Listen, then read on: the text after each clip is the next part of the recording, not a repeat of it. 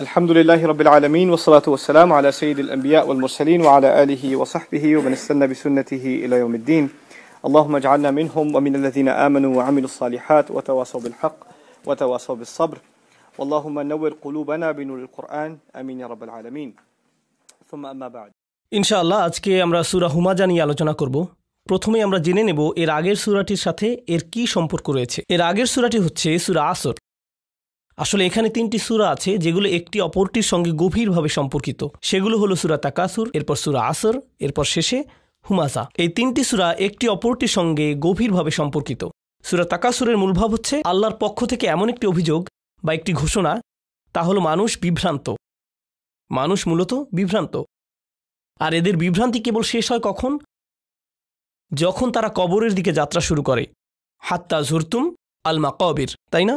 ততক্ষণে বেশ দেরি হয়ে গেছে। সুতরাং মূল কথা হচ্ছে বিভ্রান্ত হয়েও না, জেগে ওঠো, কারণ এখনো সময় আছে আর তোমার সময় শেষ হয়ে আসছে। আর এটাই হচ্ছে সূরা আসরের মূল শিক্ষা, ওয়াল আসর ইন্নাল ইনসানা লাফি খুসর।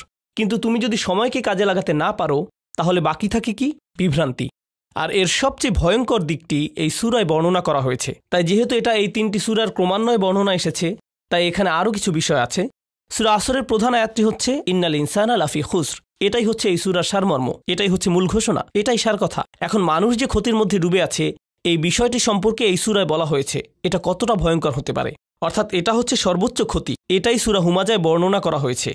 কিছু আলেমদের মতে কোরআনে জাহান্নামের আগুনের ব্যাপারে কোনো শব্দ নেই এই সূরাটি ব্যতীত। কেননা আল্লাহ আয্যা ওয়া জাল্লা সাধারণত যেভাবে বলেন তা থেকে কঠিনভাবে এখানে বলেছেন। নির্দিষ্টভাবে বললে তিনি বলেছেন নারুল্লাহ। দেখুন, তিনি যখন বলেন নার, আগুন, এটা দিয়ে বোঝানো হয় জাহান্নাম, নারী জাহান্নাম, তাই না? কিংবা আযাব আল হারিক, আযাব আস সাঈর, এগুলো সবই একই জিনিস, তা হলো জাহান্নামের আগুন। কিন্তু যখন আল্লাহর সাথে কিছু সম্পর্কিত করা হয় তার মানে এই বর্ণনাটি সব কিছুর ঊর্ধ্বে। এটা অনেকটাই এমন, ধরুন আমি যদি আগুন জ্বালাই, আমার জ্বালানো আগুন বনাম এমন একজনের আগুন জ্বালানো যে আমার চেয়ে আগুন ভালো জ্বালাতে পারে। কিন্তু এখানে আল্লাহ বলছেন কার জ্বালানো আগুন? আল্লাহর। তার মানে এখানে এমন আগুনের কথা বলা হচ্ছে যার কোনো তুলনা হয় না। এটা এমন আগুন যা কল্পনার বাইরে, বা এমন কিছু যা স্বয়ং আল্লাহ নিজে বিশেষভাবে তৈরি করে রেখেছেন। তাই যেহেতু তিনি আগুনের পরে নিজের নামটি উল্লেখ করেছেন লাকুল জালালা, স্বাভাবিকভাবেই বোঝা যাচ্ছে যে এটি হচ্ছে সবচেয়ে শক্তিশালী সূরা যাতে জাহান্নামের আগুনের ব্যাপারে সতর্ক করা হয়েছে এবং ভয়ঙ্কর কথা এসেছে। এই সূরার ব্যাপারে আরেকটি বিষয় এখানে গুরুত্বপূর্ণ, তা হলো এটি হচ্ছে শেষ পাড়ায় আখিরাতের বিষয়ে শেষ বর্ণনা। এরপরে বাকি যে সূরাগুলো আছে সেগুলোতে সরাসরিভাবে পরবর্তী জীবন সম্পর্কে বর্ণিত হয়নি। আপনারা যদি আগের দার্সগুলোতে অংশ নিয়ে থাকেন তাহলে জেনে থাকবেন সবগুলো না হলেও বেশিরভাগ সূরাতেই পরবর্তী জীবন সম্পর্কে কিছু বর্ণনা এসেছে, আখিরাত সম্পর্কে কিছু না কিছু বর্ণিত হয়েছে। কিন্তু এটা হচ্ছে সর্বশেষ বর্ণনা এবং সবচেয়ে ভয়ঙ্কর বর্ণনা, যেন বিষয়টি শেষ করা হচ্ছে এর সবচেয়ে চরম, সবচেয়ে শক্তিশালী বর্ণনাটি দিয়ে। সূরার প্রথম শব্দটি হচ্ছে ওয়াইলুন, বিভ্রান্তি, গালমন্দ। এর আরও কিছু অর্থ আছে, আমরা পরে এই নিয়ে বিস্তারিত জানব। তবে তার আগে আপনাদের জানিয়ে রাখছি এই শব্দটি কোরআনে 27 বার ব্যবহৃত হয়েছে, আর একটি সূরায় সেই 27 বারের 10 বার এসেছে। ওয়াইলু ইয়াউমাইযিল লিল মুকাযযিবিন, এটা হচ্ছে সূরা মুরসালাত। এই একটি সূরাতেই 10 বার এসেছে। কিন্তু কোরআনে এমন দুইটি সূরা আছে যেখানে সূরার শুরুতেই ওয়াইলুন শব্দটি এসেছে। একটি হচ্ছে ওয়াইলুল লিকুল্লি হুমাযাতিল লুমাযা, অপরটি হচ্ছে ওয়াইলুল লিল মুতাফফিফিন। মজার ব্যাপার হচ্ছে দুইটি সূরাতেই আল্লাহ আয্যা ওয়া জাল্লা মানুষের অসৎ ব্যক্তিদের বিষয়ে বলেছেন। এই সূরায় পরিষ্কারভাবে এটা এসেছে আল্লাযী জামআ মালান ওয়া আদ্দাদা, সে ধন সম্পদ জমায় আর প্রতিনিয়ত গুনতে থাকে, আরও সম্পদের প্রস্তুতি নিতে থাকে। অপরদিকে আল্লাযীনা ইযা ইকতালু আলান নাসি ইস্তাওফুন ওয়া ইযা কালুহুম আও ওয়াজানুহুম, তারা যখন ক্রেতা হয়, তারা কোনো পণ্য কেনে, তারা চায় যেন সবচেয়ে কম টাকায় নিতে পারে, কোথায় কম মূল্যে কেনা যায়, বেশি মুনাফা পাওয়া যায়, যেন 1 টাকাও বাকি না থাকে। কিন্তু যখন তারা কিছু বিক্রি করে আর অন্য কেউ তা কেনে, তখন তারা তাদেরকে প্রাপ্যের চেয়ে কম দেয়। তারা চায় যেন তাদের ক্রেতা কম পায়। আলা ইয়াযুন্নু উলাইকা আন্নাহুম মাবউসুন, এই লোকটি কি জানে না, সে কি ভাবে না যে তাকে আবার পুনরুত্থিত করা হবে? তাহলে আগের আয়াতেও শুরুতে ওয়াইলুন এসেছে, এই আয়াতেও শুরুতে ওয়াইলুন এসেছে, ভ্রান্তি এবং গালমন্দ। তাহলে এটা হলো এই দুইটি সূরার মধ্যে সামঞ্জস্য। এবার আমার নোটে ফিরে আসি। ওয়া আসলুহু ওয়াইলি ফুলানিন, শব্দটি মূলত ছিল ওয়াই, শুরুতে লাম ছিল না। প্রকৃত শব্দটি ছিল শুধু ওয়াই। বাক্যে এটার ব্যবহার হবে ওয়াই লি ফুলান, লাম এখানে হারফে জার। আপনারা যারা এখানে এটা জানেন না, আপনারা আলহামদুলিল্লাহ জানেন, তাহলে হারফে জার হচ্ছে লি ফুলানিন, অমুকের উপর যেন এই অভিশাপ পড়ে। অমুকের উপর যেন এই অভিশাপ পড়ে, এটাই হচ্ছে ওয়াই লিফুলান। আর এভাবেই আসলে তারা কাউকে অভিশাপ দিত, ওয়াইলাকা। এমনকি এটা কোরআনেও এসেছে, যখন বাবা মা দেখে তাদের বাচ্চা, তাদের ছেলে, তাদের মেয়ের ইমানের সব আশা শেষ হয়ে গেছে, তখন আল্লাহ সেই ধৈর্যহীন বাবা মায়ের বর্ণনায় বলেন, ওয়াইলাকা আমিন, তোমার উপর অভিশাপ লাগুক, তোমার ইমানের এই অবস্থা কেন, যেন তাদের সব আশা শেষ হয়ে গেছে। এটা খুবই শক্তিশালী একটি কথা। তাহলে এখানে আলাদা দুইটি শব্দ আছে, কিন্তু এরপরেই তারা এত জোর দিয়ে বলে ওয়াইলি ফুলান, যেন ওয়াও আর লাম একত্রে এমন শোনা যায়, যেন এটা একটি শব্দ। আলংকারিক দিক থেকে ওয়াই শব্দটির দুইটি অর্থ আছে। বলা হয়েছে অর্থ হচ্ছে তাআসসুফ, মানে যে এটা বলছে সে খুবই বিমর্ষ, এটাই তাআসসুফের অর্থ। যে এটা বলছে সে খুবই বিষণ্ণ, যাকে বলছে তার প্রতি সে খুবই দুঃখিত, খুবই হতাশ। এখন এখানে বাবা মায়ের যে উদাহরণটি আমি দিয়েছি সেটা তো অবশ্যই খুবই সত্য, যে তারা তাদের নিজেদের সন্তানদের উপরই বিরক্ত, এজন্যই তারা নিজেদের সন্তানকে এমন কথা বলছে। কিন্তু যদি আমরা ভাষার এই বৈশিষ্ট্যটি বুঝতে পারি, তাহলে সূরা হুমাজায় কে এমন বিরক্ত? আল্লাহ আজ্জা ওয়া জাল্লা তাদের উপর চরমভাবে বিরক্ত। এই সূরায় তিনি যাদের ব্যাপারে বলছেন, এই হলো ওয়াই। এরপরে দ্বিতীয় বিষয় হচ্ছে হাসরা, ওয়াইলি হাসরা। হাসরা অর্থ হচ্ছে, বাংলা করলে এর অর্থ দাঁড়ায় অরণ্যরোদন, সংক্ষেপে বললে আফসোস করা। তবে আফসোস দিয়ে আসলে পুরোপুরি বোঝানো যায় না। এমন বিষয় আফসোস করা যা কখনোই ফিরে আসবে না, অসম্ভব কিছুর জন্য আফসোস। এমন বিষয় আফসোস করা যা কখনোই ফিরে আসবে না। ধরুন আপনি একটা ভুল করলেন, এরপরে শুধরে নিলেন, কিন্তু এখানে এজন্যই বাংলায় একে বলে অরণ্যরোদন। অরণ্যরোদন মানে বৃথা চেষ্টা, এটাই হচ্ছে হাসরা। এটা এমন হাসরা যাদের বিপক্ষে ওয়াইল শব্দটি এসেছে, তারা আর ফিরে যেতে পারবে না। তারা কেবল অনুভব করবে যে হাসরা, তারা শুধু আফসোস করবে যদি তারা এটা না করত, কিন্তু ততক্ষণে তাদের জন্য অনেক দেরি হয়ে গিয়েছে। একইভাবে ওয়াইলাকা শব্দটি সূরা আহকাফে এসেছে এবং ওয়াইকা আন্না, ওয়াও দিয়ে শুরু, কিন্তু শেষটা একরকম না, ওয়াইকা আন্না, এটা সূরা কাসাসে এসেছে। সরফের দৃষ্টিকোণ থেকে বললে এই সূরায় 3টি শব্দ আছে। কোরআনে এটা গুরুত্বপূর্ণ, বিশেষ করে ছোট সূরাগুলোতে আল্লাহ যেভাবে শব্দ গঠন করেছেন এবং যেভাবে একই সাথে মিল রেখে বর্ণনা করেছেন। একটি হচ্ছে হুমাজা, শেষে তা মারবুতা আছে, লুমাজা, এর সাথে মিলে ফুআলা, তাহলে হুমাজা, লুমাজা, এবং এদের সাথে মিলে তৃতীয় শব্দ হলো হুতামা। তাহলে আল্লাহ আজ্জা ওয়া জাল্লা শেষ পর্যন্ত বলছেন অমা আদরাকা মা আল হুতামা, তাই না? হুতামা। তাহলে এই 3টি শব্দের মধ্যে মিল আছে। এখন ভাষাগত বিশ্লেষণ করলে এটা কিন্তু কোনো কাকতালীয় ব্যাপার নয়। সূরাটি ভালোভাবে পড়লে আমরা বুঝতে পারি এই 3টি মিলের মধ্যে প্রথম 2টি বিষয় হুমাজা এবং লুমাজার সাথে শেষ বিষয়টি হুতামার মিল রয়েছে। আলংকারিক এবং অর্থগত দিক থেকে এদের মধ্যে সম্পর্ক রয়েছে, তাই আল্লাহ তাআলা এই 3টি বিষয়কে একত্রে বলেছেন। যাই হোক, এই শব্দগুলোর ব্যাপারে প্রথমত আপনাদের বলতে চাই যে এগুলোর মধ্যে কাসরা রয়েছে। এর মানে হলো এগুলো দিয়ে এমন কিছু বোঝায় যা অনেকবার ঘটে থাকে। হুতামা দিয়ে এমন কিছু বোঝায় যা অনেকবার ঘটে থাকে। হুমাজা দিয়েও তাই, লুমাজা দিয়েও তাই। হুমাজ এবং লুমাজ হচ্ছে আসলে মূল শব্দ। আর আরবের বেশিরভাগ ভাষাবিদ এবং অভিধানের মতে এর মানে হচ্ছে করিবুল মাআনা। এর মানে হচ্ছে এগুলো প্রায় একটি অপরটির পরিবর্তে ব্যবহার করা যায়। এই দুইটির মধ্যে পার্থক্য খুবই কম। ইমাম রাজি বলেছেন, ইবনে আব্বাস রাদিয়াল্লাহু তাআলা আনহু বলছেন, হুমাজ হচ্ছে কারো পেছনে বলা, আর লুমাজ হচ্ছে সামনাসামনি, আর লুমাজ হচ্ছে সামনাসামনি। তাহলে হুমাজা হচ্ছে সে যে কারো পেছনে বাজে কথা বলে, যাকে আমরা গীবত বলে থাকি। তারা এটা খুব বেশি করে, শব্দটি দিয়ে এমনই বোঝা যায়। আর লুমাজ হচ্ছে সে যে কাউকে সামনাসামনি ভৎসনা করে। এখানে আপনাদেরকে বলে রাখি যে বর্তমানে অনেকেই বলে আমি তো তোমার পেছনে বলছি না, যেন সামনাসামনি কাউকে অপমান করাটা ভালো কিছু। এর মানে এই না যে আপনি ভালো কিছু করে ফেলেছেন, এরপরেও এটা খারাপ একটি কাজ।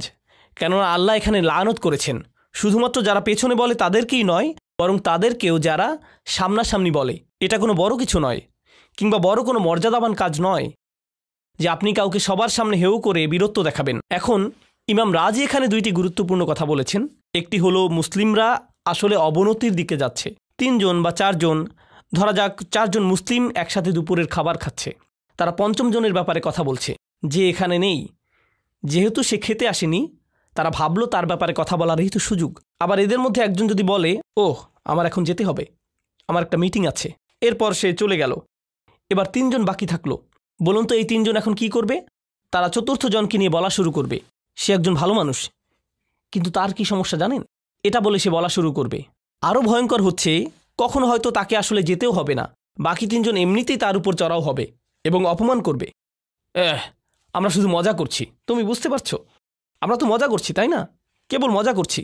অর্থাৎ মূল কথা হচ্ছে কাউকে সবার সামনে অপমান করা কোনো বড় বিষয় নয়, কারণ এটা তো বন্ধুদের মধ্যেই, তাই না? এটা কারা করে? কোনো শত্রু তো এমন করবে না, কোনো ট্রেন স্টেশনে বা অফিসে তো এমনটি হবে না। এটা হয় শুধু বন্ধুদের মধ্যে। আর এটা অনেক বেশি হয়। এজন্যই শব্দটি দিয়ে বোঝানো হয়েছে যে এটা অনেক বেশি হয়ে থাকে। এটা গেল প্রথম বিষয়। দ্বিতীয় বিষয়, কুল্লু যালিকা দাখিলুন ফি যাজরি ওয়ান নাহি। কুল্লু যালিকা নিয়ে আমরা পরে বলবো, আমি এটা নোটে এখনো লিখিনি, আপনাদের উৎসাহ ধরে রাখতে আমি এটা পরে বলবো। মুফাসসির এ বিষয়ে মন্তব্য করেছেন, তিনি বলেন এই সবই আল্লাহর তিরস্কারের মধ্যে অন্তর্ভুক্ত যা আল্লাহ নিষিদ্ধ করেছেন। অর্থাৎ আল্লাহ দুইটি বিষয় বলেছেন, হুমাজা এবং লুমাজা, এই দুইটি বিষয়। কিন্তু মুফাসসিরগণ একটি বড় লিস্ট করেছেন যে কোন ধরনের মানুষেরা এই বর্ণনার মধ্যে পড়বে।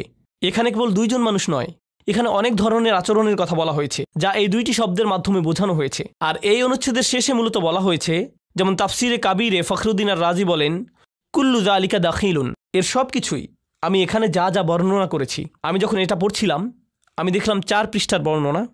4 পৃষ্ঠার বর্ণনা এসেছে শুধু এটা বোঝাতে যে হুমাজা কারা আর লুমাজা কারা। আর এই সবগুলোই তিরস্কার ফি যাজর, অর্থাৎ তিরস্কার, আল্লাহর হুঁশিয়ারি এই সূরায় এসেছে। এরপরে যেটি গুরুত্বপূর্ণ তা হলো কখন এই ধরনের আচরণ হয়ে থাকে, কখন কেউ এমন আচরণ করে যা হুমাজ এবং লুমাজের অন্তর্ভুক্ত। তারা মানুষের সামনে এবং পেছনে অপমানকর কথা বলে। আল্লাহ এখানে তাদের কথা বলছেন যারা এটা অনেক বেশি করে, যাদের স্বভাবই এমন এবং সবসময় এমন করে। কিভাবে এটা মানুষের আচরণের মধ্যে ঢুকে যায়, কিভাবে তারা এমন হয়ে যায়, এটা তাদের ব্যক্তিত্বের মধ্যে ঢুকে যায়। তারা এর বাইরে অন্য কিছু ভাবতে পারে না, তাদের কোনো বড় লক্ষ্য উদ্দেশ্য নেই, তাই তাদের লক্ষ্য হয়ে ওঠে অন্য কেউ। অনেক সময় কি হয় জানেন, এমন সব নিয়ে পুরো উপন্যাস, টিভি শো, এমনকি পুরো সাহিত্যের পুরো একটা রীতি গড়ে উঠেছে। যখন মানুষের নিজের ভালো কিছু করার থাকে না, তারা অন্যদের নিয়ে বেশি চিন্তিত হয়ে পড়ে। এমনকি এই ধরুন হাস্য ব্যঙ্গাত্মক আলাপ, বিশেষ করে মফস্বলে দেখা যায়, যেখানে সব সময় চলতে থাকে ওদের উঠান আমাদের চেয়ে বড়, কিংবা দেখেছো ওরা কি করছে, ওরা কেমন গাড়ি কিনেছে, আমি শুনেছি এটা হয়েছে সেটা হয়েছে।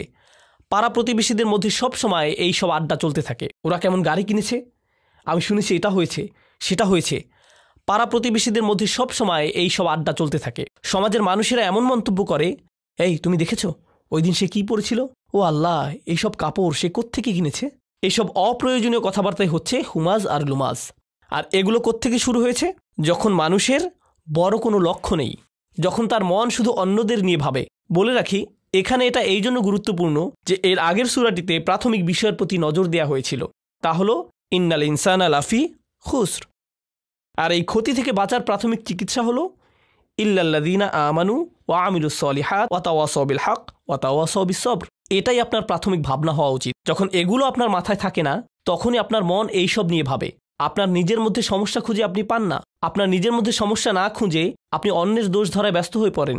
আসলে সম্ভবত মুফতি মোহাম্মদ শফি দুর্বল ব্যক্তিত্বের মানুষ সম্পর্কে একটি উর্দু কবিতায় বলেছিলেন যে নিজের দোষ দেখতে পায় না, নিজের দোষ ঢাকার জন্য সে যা করে তা হলো সবসময় অন্যের দোষ খুঁজে বেড়ায়, সবসময় অন্যের দোষ খুঁজে বের করে। এভাবেই সে নিজের দোষ ঢাকার চেষ্টা করে। তিনি বলেন, আমি এখানে উর্দুতে কবিতাটির একটি লাইন পড়ব, কিছু মনে করবেন না। আরও কি আজমত কে জানে, আরও কি আজমত কে জানে, কমজর্ফ জো ইনসা হতে হে। এর অর্থ হচ্ছে, যারা ব্যক্তি হিসাবে নিচু চরিত্রের তারা কিভাবে অন্যদের ভালো দিকের প্রশংসা করবে। তারা অন্যদের মধ্যে কেবলই সমস্যা দেখতে পায়। যখন কেউ অন্যদের মধ্যে কেবলই সমস্যা দেখে, সামনাসামনি কিংবা পেছনে, এর মানে কি জানেন, তারা নিজেরাই নিচু মানসিকতার। তারা মানুষের ভালো কিছু দেখতে পারে না, তারা শুধুই সমস্যা খুঁজে পায়, আর এতে তারা নিজেদের ছাড়া অন্য কারো ক্ষতি করে না। আল্লাহ আমাদের এই ধরনের আচরণ থেকে দূরে থাকার তৌফিক দিন। তো আমি আপনাদের সূরা তাকাসুর, সূরা আসর ও সূরা হুমাজার মিলের ব্যাপারে বলেছি, তাই আমি নোটের এই অংশটি বাদ দিচ্ছি। আমরা সরাসরি প্রখ্যাত ভাষাবিদ মুফাসসির আজ-জামাখশারির মন্তব্যে যাব। তিনি আল কাশাফ গ্রন্থ লিখেছেন। তিনি বলেন, আল হুমাজ আল কাসর, আরবিতে কাসর শব্দটি দিয়ে কোনো কিছু ফাটল ধরানো বা ভাঙা বা টুকরো করা বোঝায়, বা কোনো কিছু খণ্ডিত করা। সাহিত্যে এটা দিয়ে বোঝানো হয় কেউ যখন কারোর সাথে এমনভাবে কথা বলে যেন সে তাকে ভেঙে ফেলতে পারে, শারীরিকভাবে নয় মানসিকভাবে। সে তার সম্মান নষ্ট করতে চায় কিংবা তার আত্মসম্মানে ফাটল ধরাতে চায়, এমন কিছু বোঝায়। ভাষাগত দিক থেকে এই শব্দটি দিয়ে হুমাজ এর মনোভাব বোঝায়। এরপর তিনি বলেন, লুমাজ আত-তাআন। লুমাজ হচ্ছে মূলত ব্যঙ্গাত্মক স্বর, কাউকে নিয়ে বিদ্রুপ করা। বলে রাখি, বিদ্রুপ গুরুত্বপূর্ণ, বিদ্রুপ বোঝাটা গুরুত্বপূর্ণ, কারণ বিদ্রুপ কিন্তু প্রশংসা করেও করা যায়, কিন্তু অপমানের উদ্দেশ্যে। ধরুন আপনি কাউকে বললেন, ওয়াও তুমি তো বিশাল পণ্ডিত, আসলে আপনি বলছেন যে তুমি একটা মূর্খ, তাই না? তখন সে বলবে, তুমি আমার সাথে এভাবে কথা বলছো কেন? না না না, আমি বলছি যে তুমি একজন পণ্ডিত, তাই না? তো সে মনে করে সে এখানে কোনো ভুল করেনি, এটা কোনো ব্যাপার না। কিন্তু আসলে আল্লাহ তাআলা ভালোভাবেই জানেন সে এই কথাটা কোন উদ্দেশ্যে বলেছে। আর যাকে অপমান করা হচ্ছে বা ব্যঙ্গ করা হচ্ছে সেও এটা জানে, তার অন্তরেও এটা গেঁথে যায়। তাহলে লুমাজা তোয়ানা বলা হচ্ছে যে লুমাজা হচ্ছে তারা, বা লুমাজা তানাহু এটাও এসেছে, সে তাকে লামাজ করেছে, অর্থাৎ সে তাকে ব্যঙ্গ করেছে। অল মুরাদুল কাসরা মিন আরাদিন নাস, এর অর্থ হলো এমনভাবে ভাঙা বা ফাটল ধরানো যখন আপনি তার সাথে থাকেন না, অর্থাৎ তার পেছনে বলা। অল আরদু মিনহুম ওয়া সিয়াবুহুম, সবসময় তার দোষ খুঁজে বেড়ানো এবং তার ব্যাপারে গিবত করা। অত্তাআন ফিহিম, এবং তার ব্যাপারে ব্যঙ্গ বিদ্রুপ করা। অবিনাউ ফুআলা, এর গঠন নমুনা বা সরফ হিসেবে ফুআলা শব্দটি হচ্ছে হুমাজার মতো। ইয়াদুল্লাহ আলা আন্না যালিক ওয়া আদাতিম মিনহুম, এটা দিয়ে বোঝা যায় এটা এমন একটা গুণ যা তার স্বভাবগত, সে সব সময় এমন করে। একই রকম আরেকটি বিষয় হচ্ছে মানে হলো কাউকে অভিশাপ দেয়া এবং কারো প্রতি ব্যঙ্গ করা। জামাকশারির মতে এটাও হুমাজার অন্তর্ভুক্ত। কাউকে গালমন্দ করার অর্থ হচ্ছে কারো ব্যাপারে বাজে কথা বলা, এটা হচ্ছে লানাহ বা সত্যি সত্যি অভিশাপ দেয়া, কারো ব্যাপারে বদদোয়া করা ইত্যাদি। আর দ্বিতীয়ত আদ্দাহিকা মানে হলো ব্যঙ্গ করা, কাউকে নিয়ে মজা করা এবং শাসানোর স্বরে কথা বলা। এখন কারো দিকে তাকিয়ে সুন্দর হাসি একরকম আর ব্যঙ্গাত্মক হাসি অন্যরকম। আমার মনে হয় আমরা সবাই এটা বুঝি, তাই না? আবার সত্যিকার চালাক প্রকৃতির লোক এমন করে, তাহলে সে বলে বাহ, আমি তোমার দিকে হেসে তাকাই, এটা তুমি চাও না? কি সমস্যা তোমার? তুমি কি সুখ শান্তি চাও না? তো তারা মনে করে তাদের এই চালাকির মাধ্যমে তারা এটা উতরে যেতে পারবে। এখন রুহুল মাআনি আমার খুবই পছন্দ, বলে রাখি তাফসিরুল আলুসি, তার তাফসির আমার পছন্দ এই কারণে যে তিনি একটি আয়াত পড়লে সেই আয়াতের জন্য একটি মাসাইল তৈরি করতেন, সেই আয়াতে যে বিষয়গুলো তার বোঝা দরকার তিনি সেগুলোর একটি লিস্ট করতেন। এই বিষয়টি আমার বুঝতে হবে। আল মাসআলাতুল উলা, আস-সানিয়া, আস-সালিসা, আর-রাবিআ ইত্যাদি। এরপর তিনি যা করতেন এটা অসাধারণ বুদ্ধিবৃত্তিক সততা। তিনি বলতেন আয়াতটি পড়ার পরে আমার মনে হয়েছে প্রথম সমস্যার সমাধান হচ্ছে এটা এটা এটা, অন্যরা এর সমাধান এভাবেই করেছে, কিন্তু চতুর্থ ও পঞ্চম সমস্যার সমাধান অন্যরা এভাবে করেছে, আমার সেগুলো উপযুক্ত মনে হয়নি, কিন্তু আমার নিজের কাছেও এর উপযুক্ত কোনো সমাধান নেই, আল্লাহু আলাম। কখনো তিনি মনে করেছেন তার কাছে এর উত্তর আছে, কখনো আবার মনে করেছেন নেই। যখন তার কাছে নেই তিনি বলবেন আমি জানি না, এই সমস্যাটি আছে, আল্লাহই ভালো জানেন। তিনি আল্লাহর উপরই ছেড়ে দিলেন, সুবহানাল্লাহ। তিনি সততার সাথে জানিয়ে দিতেন তিনি কি জানেন, আবার এটাও জানিয়ে দিতেন যে তিনি কি জানেন না বা বুঝতে পারেননি, সুবহানাল্লাহ।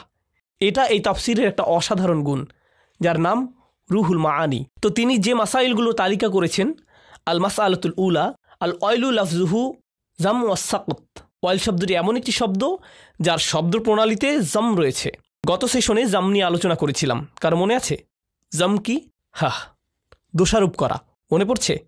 দোষারোপ করা, এই শব্দটি দিয়ে কাউকে দোষারোপ করা হয়। কঠোরতা, ওয়াহিয়া কালিমাতু কুল্লু মাকরবিন, এটা খুবই কঠিন বর্ণনা। এই শব্দটি দিয়ে তাদেরকে বোঝায় যারা মানসিকভাবে ব্যথিত, অর্থাৎ কেউ অন্য কারো কথা বা অঙ্গভঙ্গির দ্বারা অসহায় বোধ করে, কোনো না কোনোভাবে অপমানিত বোধ করে, অর্থাৎ যে এমন অসহায় বোধ করে তার অন্তর থেকে এই শব্দটি চলে আসে, তারা অত্যাচারের থেকে মুখ ফিরিয়ে নেয় এবং যে তার উপর অত্যাচার করছে তাকে ওয়াইল বলে সম্বোধন করে, কারণ তার আর কিছুই করার থাকে না। তাই এই অনুভূতিকেই এখানে ওয়াইল বলা হয়েছে। কেবল শব্দই নয়, সে যখন অপমানিত বোধ করছে, সে কষ্ট পেয়ে তার কাছ থেকে সরে গিয়েছে, এই অনুভূতিকে ওয়াইল বলা হয়।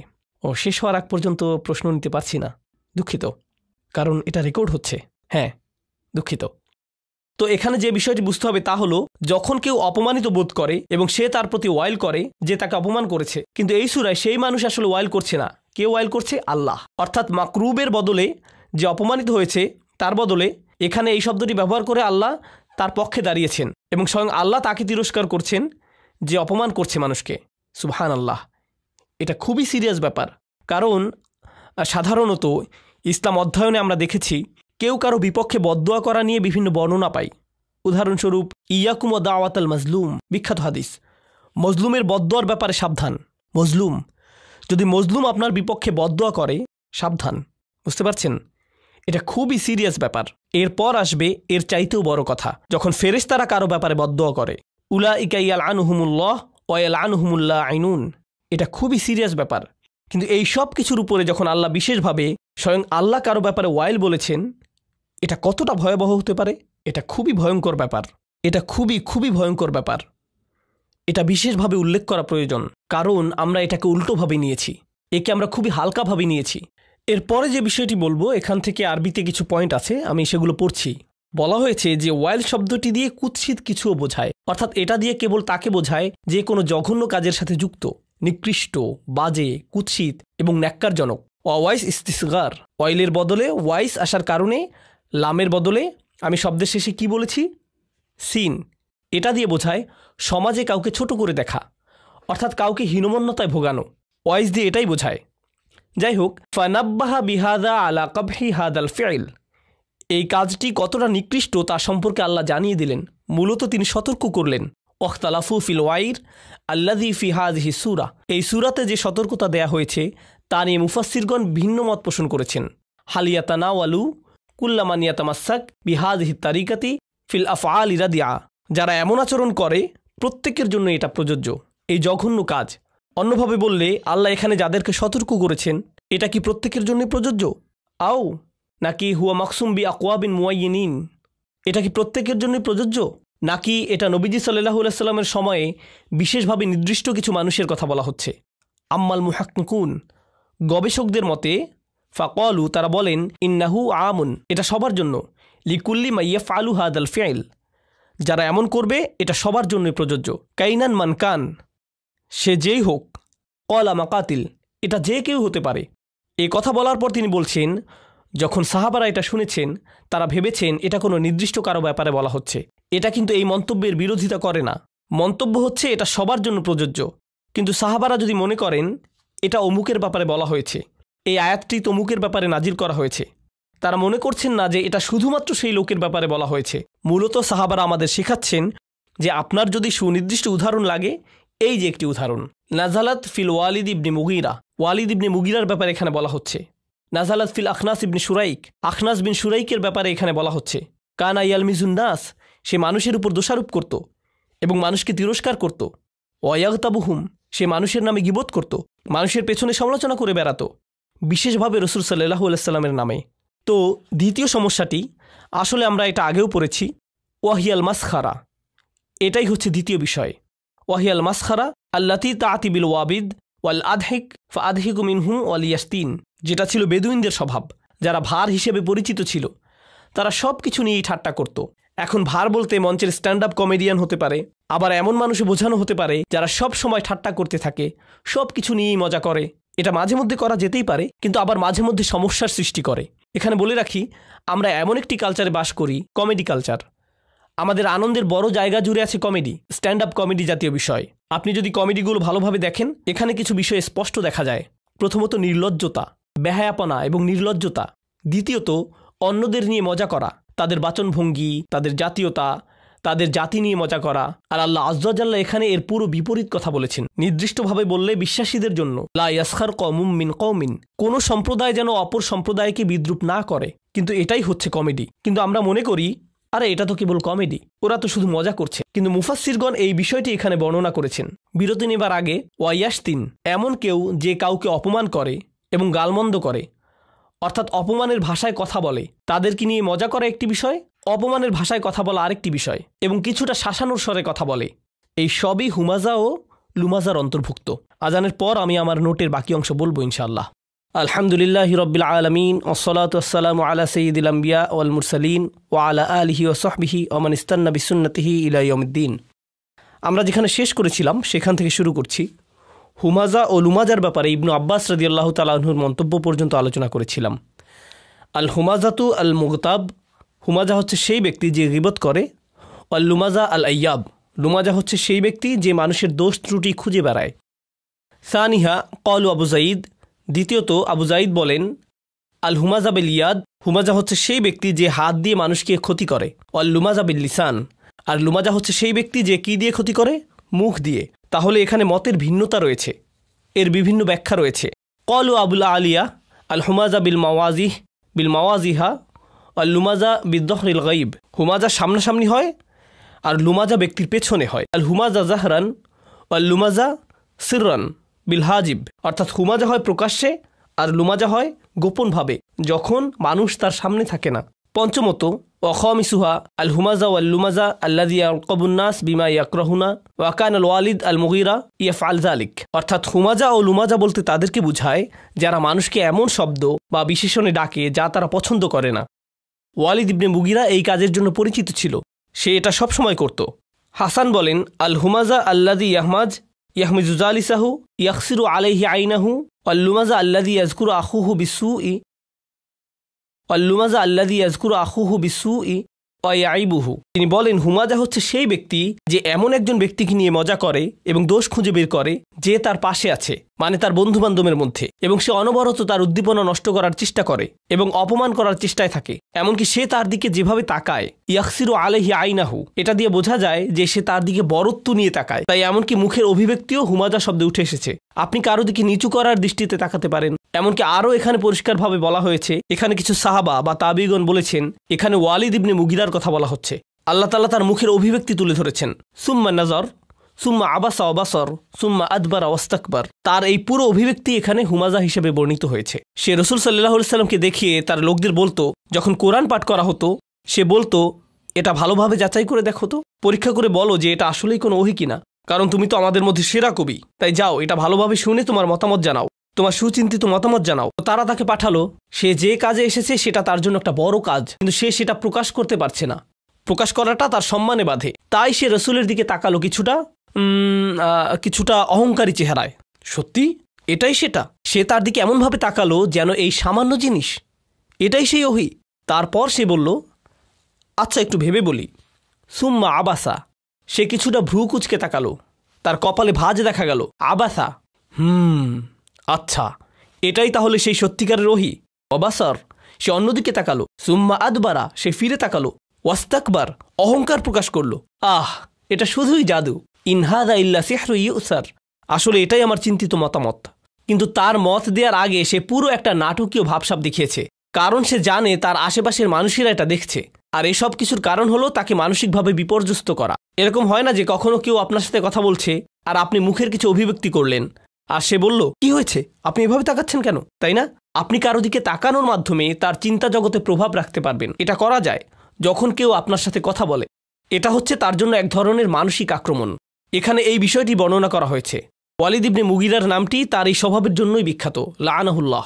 আন আবিল জাওজা, আবু জাওজা বলেন, ক্বালা কুলতু ইবনে আব্বাস, তিনি বলেন আমি ইবনে আব্বাস রাদিয়াল্লাহু আনহুকে বললাম, ওয়াইলুল লিকুল্লি হুমাযাতিল লুমাযা, আমি আয়াতটি পড়লাম, মানহা উলাই আল্লাযীনা ইয়াজুম্মুহুমুল্লাহু বিল ওয়াইল, এই সকল লোকেরা কারা যাদেরকে স্বয়ং আল্লাহ তাআলা ওয়াইল হিসাবে তিরস্কার করেছেন? হুমুল মাশরাউনা বিল নামিমা, ইবনে আব্বাস বলেন যারা মানুষকে খারাপ ভাষায় বাজে কথা ছড়িয়ে বেড়ায়, এখানে সেখানে বলে বেড়ায়। আল মুফাররিকুনা বাইনাল আহিব্বা, এই লোকেরা মানুষের মধ্যে সম্পর্ক নষ্ট করে বেড়ায়। আন নাঈতুনা লিন্নাসি বিল আইব, যারা প্রতিনিয়ত মানুষের নামে দোষ বলে বেড়ায়। তারা যেভাবে মানুষকে ডাকে, যেভাবে মানুষের ব্যাপারে কথা বলে, ও তুমি তো ওই বেটে লোকটার সাথে কথা বলছো, ও হা, আর বলে না, তারা যে শব্দ ব্যবহার করে তা সব সময় মানুষকে নিচু করার জন্য। ও তুমি ওই বিরক্তিকর মানুষটার কথা বলছো, বুঝতে পারছি, আমি তাকে চিনি। এভাবে সে মানুষদের নিয়ে কথা বলে। নাঈতুনা বিল আইব, সব সময় মানুষের নামে দোষ বলে বেড়ানো। এরপর ইবনে আব্বাস রাদিয়াল্লাহু তাআলা আনহুর আরেকটি বর্ণনা আমরা দেখতে পাই, ওয়া ইয়ালাম আন্না জামিআ হাযিহিল উজুহ মুতাকারিবা, এটা রাজির মন্তব্য। জেনে রাখুন এখানে যে সকল মন্তব্য, যে সকল ভিন্ন বর্ণনা এসেছে সবগুলোই একে অপরের সাথে সম্পর্কিত। রাজিআতুন ইলা আসলিন ওয়াহিদ, এগুলো প্রত্যেকটি একটি বিষয়ের প্রতি ইঙ্গিত করে। ওয়াহুয়া তাআন, আর তা হলো মানুষকে নিচু করে কথা বলা। ওয়া ইযহারাল আইব, এবং কারো দোষ ত্রুটি বর্ণনা করা। সুম্মা হাযা আলা কাসামাইন, এরপর জেনে রাখুন এগুলো দুইটি ভাবে হয়ে থাকে। ফাইন্নাহু ইম্মা আন ইয়াকুনা বিল জাদ্দি, এটা কারো প্রচেষ্টায় হতে পারে, অর্থাৎ কেউ হয়তো সত্যিকারভাবে এটা নিয়ে চিন্তা ভাবনা করে কাজ করছে। কামা ইয়াকুনু ইনদাল হাসাদ ওয়াল হাকাদ, এটা হাসাদ বা হিংসার কারণে হয়ে থাকে, হিংসার কারণে মানুষের ক্ষতি করে থাকে, এবং সেই সাথে হাকাদ অর্থাৎ বিদ্বেষ। ওয়া ইম্মা ইয়াকুনা বিল হাজল, আবার এটা খেলার ছলেও হতে পারে, অর্থাৎ কারো হয়তো সত্যিকারভাবে হাম্মাজ বা লাম্মাজ মানে হুমাজা বা লুমাজা হওয়ার নিয়ত নেই, কিন্তু তারা এটা করে শুধু মজা করে, দুষ্টামি করে, হাসতে হাসতে। কামা ইয়াকুনু ইনদা সুখরিয়া ওয়াল ইদহাক, এটা কারোর সাথে মজা বা দুষ্টামি করে হতে পারে। ইম্মা ইয়াকুনা ফি আমরিন ইয়াতাআল্লাক বিদ্দিন, তিনি এটিকে অন্যভাবে দেখেছেন, এটা ধর্মের যে কোনো ব্যাপারেও হতে পারে। অর্থাৎ আপনি হয়তো কারো ধর্মীয় আচরণ, ধর্মীয় পোশাক, ধর্মীয় জ্ঞান ইত্যাদি নিয়ে মজা করছেন। এখানে আরেকটি বিষয় নোট করতে হবে, আলেমগণ এটিকে গুরুত্বের সাথে বর্ণনা করেছেন। বর্তমান সময়ে আমরা খুব অদ্ভুত সময় বাস করছি। বেশিরভাগ মুসলিমরাই মুসলিমদের মতো পোশাক পরে না বা কাজ করে না। তাই যারা খুব অল্প পরিসরে হলেও ধর্মকে ধারণ করে, হয়তোবা তাদের কথায়, তাদের বাহ্যিক পোশাকে বা সামাজিকতায় ইত্যাদি ইত্যাদি। যদি তারা কিছুটা ধর্মের প্রতিফলন দেখায়, তারা এমনকি মুসলিম সার্কেলও ঠাট্টা বিদ্রুপের শিকার হয়।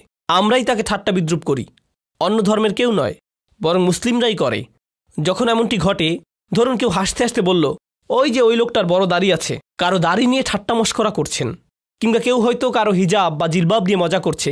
এখানে আমাদেরকে বুঝতে হবে, যখন আপনি কারো দাড়ি নিয়ে মজা করছেন, আপনি আসলে তার দাড়ি নিয়ে মজা করছেন না, আপনি আসলে রসুল সাল্লাল্লাহু আলাইহি সাল্লামের একটি সুন্নাতকে নিয়ে ঠাট্টা করছেন। এটা মোটেও কোনো হালকা বিষয় নয়। ওই লোকটি ফ্যাশন করে দাড়ি রাখেনি, সেই লোকটি আসলে আল্লাহ রসুলকে অনুসরণ করার চেষ্টা করেছে।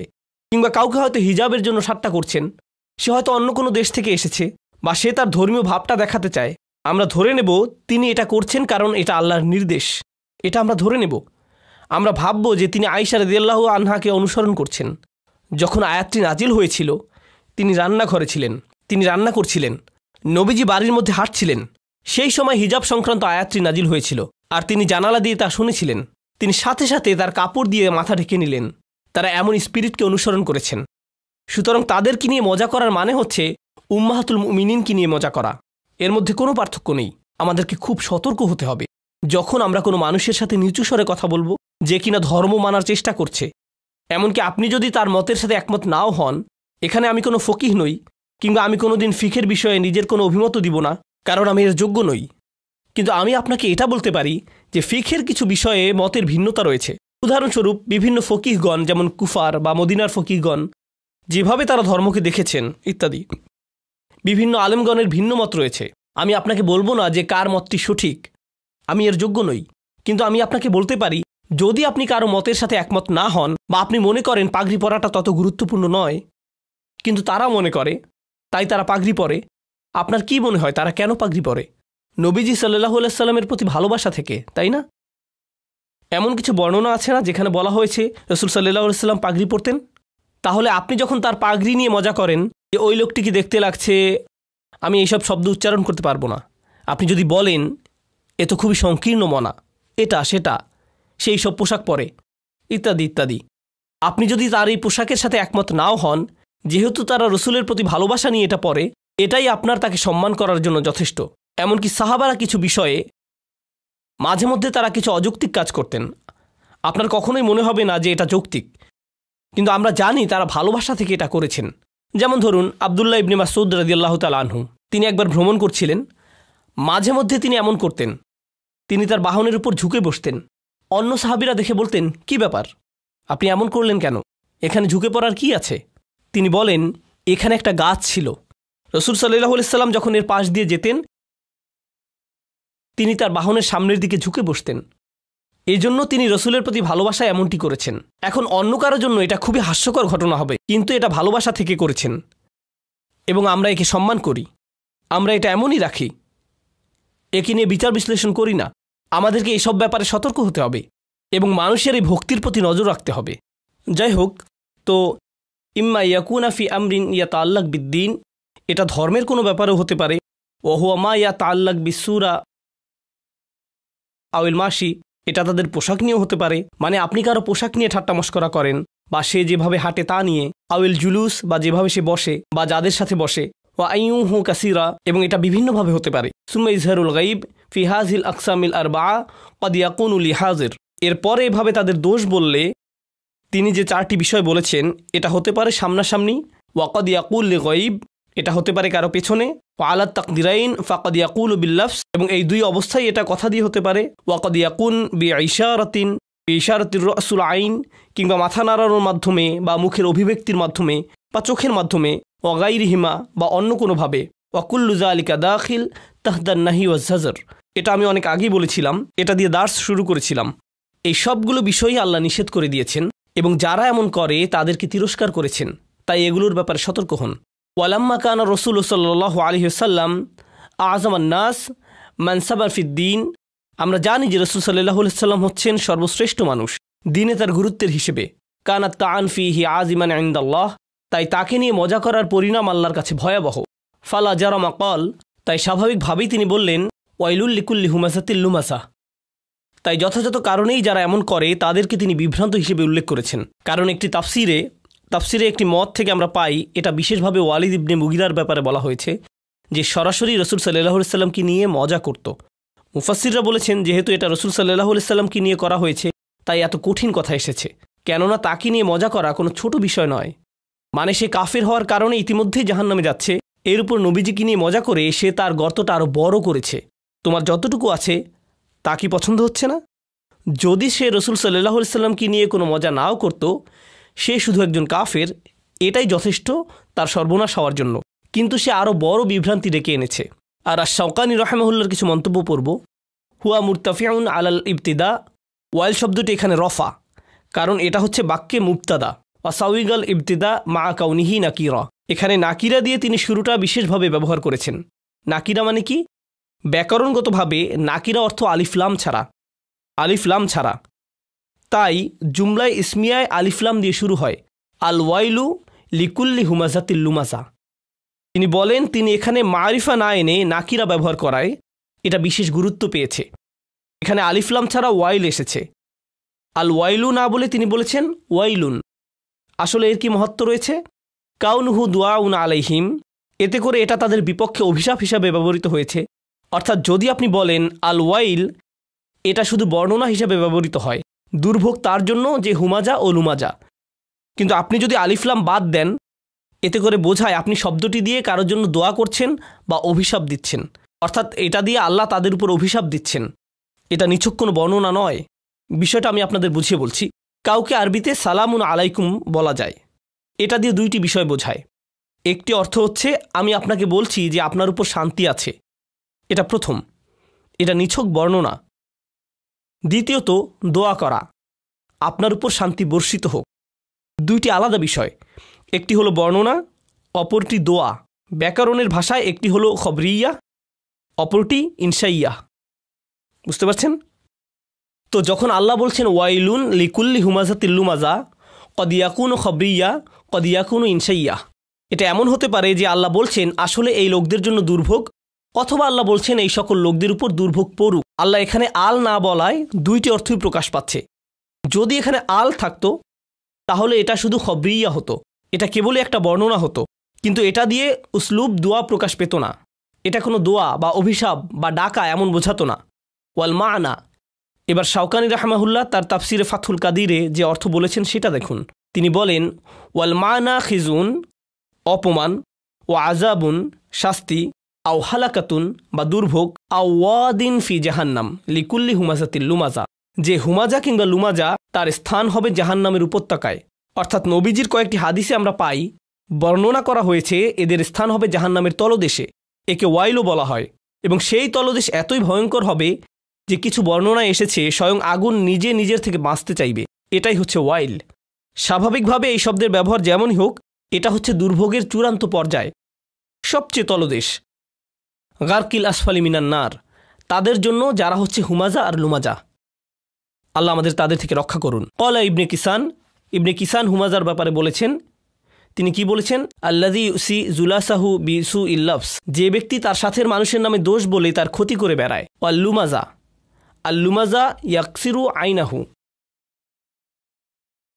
আলা জালিসিহি, যে ব্যক্তি তার সাথের মানুষের উপর চোখ রাখে, অর্থাৎ সে তাদের উপর নজর রাখে, সে চোখ দিয়ে তাদের নিয়ে ঠাট্টা মশকরা করে। ওয়াসিরু বিয়াদিহি, সে হাত দিয়ে নির্দেশ করে। অবিরসি, মাথা বা মুখের অভিব্যক্তির মাধ্যমে। অবিহাদিবিহি, মানে যখন তারা আশেপাশে থাকে না। ওয়াল আউয়াল উলা, তবে প্রথম অর্থে মানে যে মুখের ভাষায় মানুষকে নিয়ে মজা করে, এটাই সবচেয়ে সঠিক অর্থ। অবিনা উল ফুল, এবং যেভাবে ফুলা ব্যবহৃত হয়েছে। ইয়াদুল্লু আলাল কাসরা, আমরা এটা নিয়ে আগেও বলেছি, এটা কেবলমাত্র বিশালত্ব বোঝায় না, এটা দিয়ে সংখ্যাও বোঝায়, এমন কিছু যা বারবার হয়ে থাকে। ফাফিহি দালালাতুন আলা আন্নাহু ইয়াফআল যালিকা কাসীরান, এটা দিয়ে বোঝা যায় যে সে এটা বারবার করে থাকে। এবার আমরা কিছু ব্যাকরণগত দিক দেখব। এগুলো বর্ণনা করেছেন ডক্টর ফাদল সালেহ আস-সামিরাই। মাল ফারকু বাইনা ওয়াইলান ওয়াইলুন, কি পার্থক্য হতো যদি আল্লাহ বলতেন ওয়াইলান কিসের বদলে? তখন এটা হতো নসব। এটা যদি নসব হতো তখন এতে কি পার্থক্য হতো? রফার বদলে যদি আল্লাহ বলতেন ওয়াইলান লিকুল্লি হুমাজাতিল লুমাজা, তাহলে আল কায়দা, মূলনীতি, আল মারফু ইউফিদুল ইসমিয়া, মানে রফার কারণে জুমলা ইসমিয়া হয়েছে। ওয়াল মানসুব জুজউম মিন জুমলা ফেলিয়া, নসব থাকলে এটা জুমলায় ফেলিয়ার অংশ হতো। আমরা 17 প্রকারের নসবের বিষয় জেনেছি। 17 নম্বরে আমি যোগ করছি, যদি আপনি নসবযুক্ত কোনো শব্দ দেখেন, মানে এর আগে একটি ক্রিয়া আছে, এখানে এটাই বলা হয়েছে। যদি দেখেন নসব দিয়ে কোনো শব্দ শুরু হয়েছে, এর মানে এর আগে একটি ক্রিয়া আছে। ওয়াইদা কুলনা ওয়াইলুন ফাহিয়া জুমলা ইসমিয়া। যখন আমরা বলি ওয়াইলুন, এটা জুমলা ইসমিয়া। ওয়াইলুল্লাহু ওয়াইদা কুলনা ওয়াইলান ফাহিয়া জুমলা ফেলিয়া। যেমন আল্লাহ বলেছেন ফাদরবার রিকাব, দরবা হচ্ছে নসব, নসব হয়েছে। সূরা মুহাম্মাদের এই উদাহরণটি হচ্ছে জুমলায় ফেলিয়া। ওয়াফি কওলিহি তাআলা ওয়াইলুল্লিকুল্লি হুমাযাতিল লুমাযা লাম ইয়াকুল ওয়াইলান। তিনি এখন এর তাৎপর্য বর্ণনা করছেন। এতক্ষণ বলেছেন জুমলা ইসমিয়া ও ফেলিয়ার পার্থক্য, এখন বলছেন তাৎপর্য। তিনি বলেন আল্লাহ একে জুমলা ইসমিয়া করার কারণে লাম ইয়াকুল ওয়াইলান, তিনি ওয়াইলান বলেননি। লিআন্না হাযা হালাকুন দাইমুন লা ইয়ানকাতি, কারণ এটা এমন দুর্ভোগ যা চিরস্থায়ী, যা কখনোই শেষ হবে না। মনে রাখবেন, জুমলায় ফেলিয়া দিয়ে সাময়িক বোঝায় আর ইসমিয়া দিয়ে চিরস্থায়ী বোঝায়। তাই আল্লাহ এখানে ইসমিয়া ব্যবহার করেছেন, কারণ এটা চিরস্থায়ী, যা কখনোই শেষ হবে না। লিযা ক্বালা ফি খাতিমাতি সূরা, আর এটাই এই সূরার শেষে একই কথা বলার কারণ। ইন্নাহা আলাইহিম মুসাদাহ, তাদেরকে পুরোপুরিভাবে বেঁধে দেয়া হবে লম্বা লম্বা খুঁটিতে। ফি আমাদিম মুমাদ্দাদাহ ওয়ালাউ ক্বালা ওয়াইলান, কিন্তু যদি তিনি নসব দিয়ে ওয়াইলান বলতেন। সুম্মা ক্বালা ফিল খাতিমাহ, এরপর সূরার শেষের শব্দগুলো দেখুন। খাতিমাতি নাফসিল আয়াহ ফালা ইয়াতানাসাবুল আমরু লুগিয়ান, তাহলে এটা শেষের সাথে সামঞ্জস্যপূর্ণ হতো না, এতে ইসমিয়ার মতো মিল থাকতো না। এরপর মা দালালাতুত তানিস ফি কওলিহি তাআলা ওয়াইলুল লিকুল্লি হুমাযাতিন লুমাযা, এই শব্দগুলো স্ত্রীবাচক কেন? প্রশ্নকারী এখানে জিজ্ঞেস করছেন কিভাবে এটা স্ত্রীবাচক, কারণ শেষে তা মারবুতা এসেছে। কেন এখানে স্ত্রীবাচক শব্দ ব্যবহৃত হয়েছে? হাযা লাইসা মুআন্নিসান, এটা স্ত্রীবাচক নয়। আত্তা ইউতি বিহালিল মুবালাগা, এখানে তা ব্যবহৃত হয়েছে শব্দের আধিক্য বোঝানোর জন্য, ক্ষমতা দেয়া বা বড় করার জন্য। অতা আত্তানিস হিয়া লাইসাত ফাকাদলিত তানিস, এখানে স্ত্রীবাচক তা কেবল স্ত্রীবাচক করার জন্য ব্যবহৃত হয়নি। ওয়াইলুল লিকুল্লি হুমাযাতিন লুমাযা, আত্তা তাদুল্লু আলা তাকসির, তা দিয়ে আধিক্য বা অনেক ঘটে এমনও বোঝানো হতে পারে। মাসালান ফাইলাহ ওয়া ফাআলা মিন আউজানিন মুবালাগা, ফাইলাহ ও ফাআলা শব্দের ধরন হচ্ছে আধিক্য বোঝানো। যেমন রজুলুন আল্লামাহ অফাহামাহ, আল্লামা হচ্ছে অনেক বেশি জানে, যার অনেক বেশি জ্ঞান আছে। আল্লাম হচ্ছে জ্ঞানী, আল্লামা হচ্ছেন তার চেয়েও বড় জ্ঞানী। একইভাবে তিনি বলেন দাহিয়াহ, আফআলিল মুবালাগা থেকে একই ধরনের আরেকটি শব্দ। এখন আমরা একটু এই শব্দগুলোর মূল সম্পর্কে জানবো ইনশাআল্লাহ তাআলা। আমরা এতক্ষণ তাফসিরের মন্তব্য পড়লাম, এবার এগুলোর মূল নিয়েও কিছুটা জানব। ফুআলাহ, লুমাজাহ, এর অর্থ হলো হামাজাহ। আমরা হামাজা দিয়ে শুরু করি। হামাজা ইয়াহমিজু, শব্দগতভাবে এর অর্থ হলো কাউকে ছোট কিছু দিয়ে গুঁতো দেয়া, এটা হচ্ছে শাব্দিক অর্থ। মিহমাজ, আরবি ভাষায় এর অর্থ হলো ঘোড়সাওয়ারের পায়ের জুতোয় যে কাঁটা থাকে। আরবের ঘোড়সাওয়ারিদের পায়ের জুতায় কিছু কাঁটা থাকে। যখন ঘোড়াগুলো ধীরে চলে তারা লাথি মারে, কিন্তু তাদের জুতা দিয়ে নয়, তারা জুতার কোনা দিয়ে মারে, যাতে ঘোড়াগুলো বিরক্ত হয় এবং আরও জোরে দৌড়াতে থাকে। একে আরবিতে বলে মিহমাজ। এটা দিয়ে কাঠের লাঠিও বোঝানো যায়, যার শেষে লোহার দণ্ড থাকে। আউযু বিকা মিন হামাযাতি শায়াতিন, একটি আয়াত। আমি আপনার কাছে শয়তানের খোঁচা, জ্বালাতন, উপদ্রব থেকে আশ্রয় চাই। হুমাজা, যারা সব সময় মানুষকে জ্বালাতন করতে ব্যস্ত থাকে, তাদের কথা মানুষকে খোঁচা দেয়, বিরক্ত করে। এর মানে হচ্ছে কাউকে বিরক্ত না করে সে থামে না, তারা বিরক্ত করতেই থাকে যতক্ষণ না তার মুখে বিরক্তি দেখতে পায়, এবং যতক্ষণ সে এটা দেখতে না পায় তার মিশন চলতেই থাকে, সে বিরক্ত করতেই থাকে। এটাই হচ্ছে হুমাজা। এরপর লুমাজা সম্পর্কে বলি। দরাবা ইয়াদরিবু থেকে লামাজা ইয়ালমিজু হয়েছে। কারো ব্যাপারে খোঁজ খবর নেয়া, দোষ বের করা,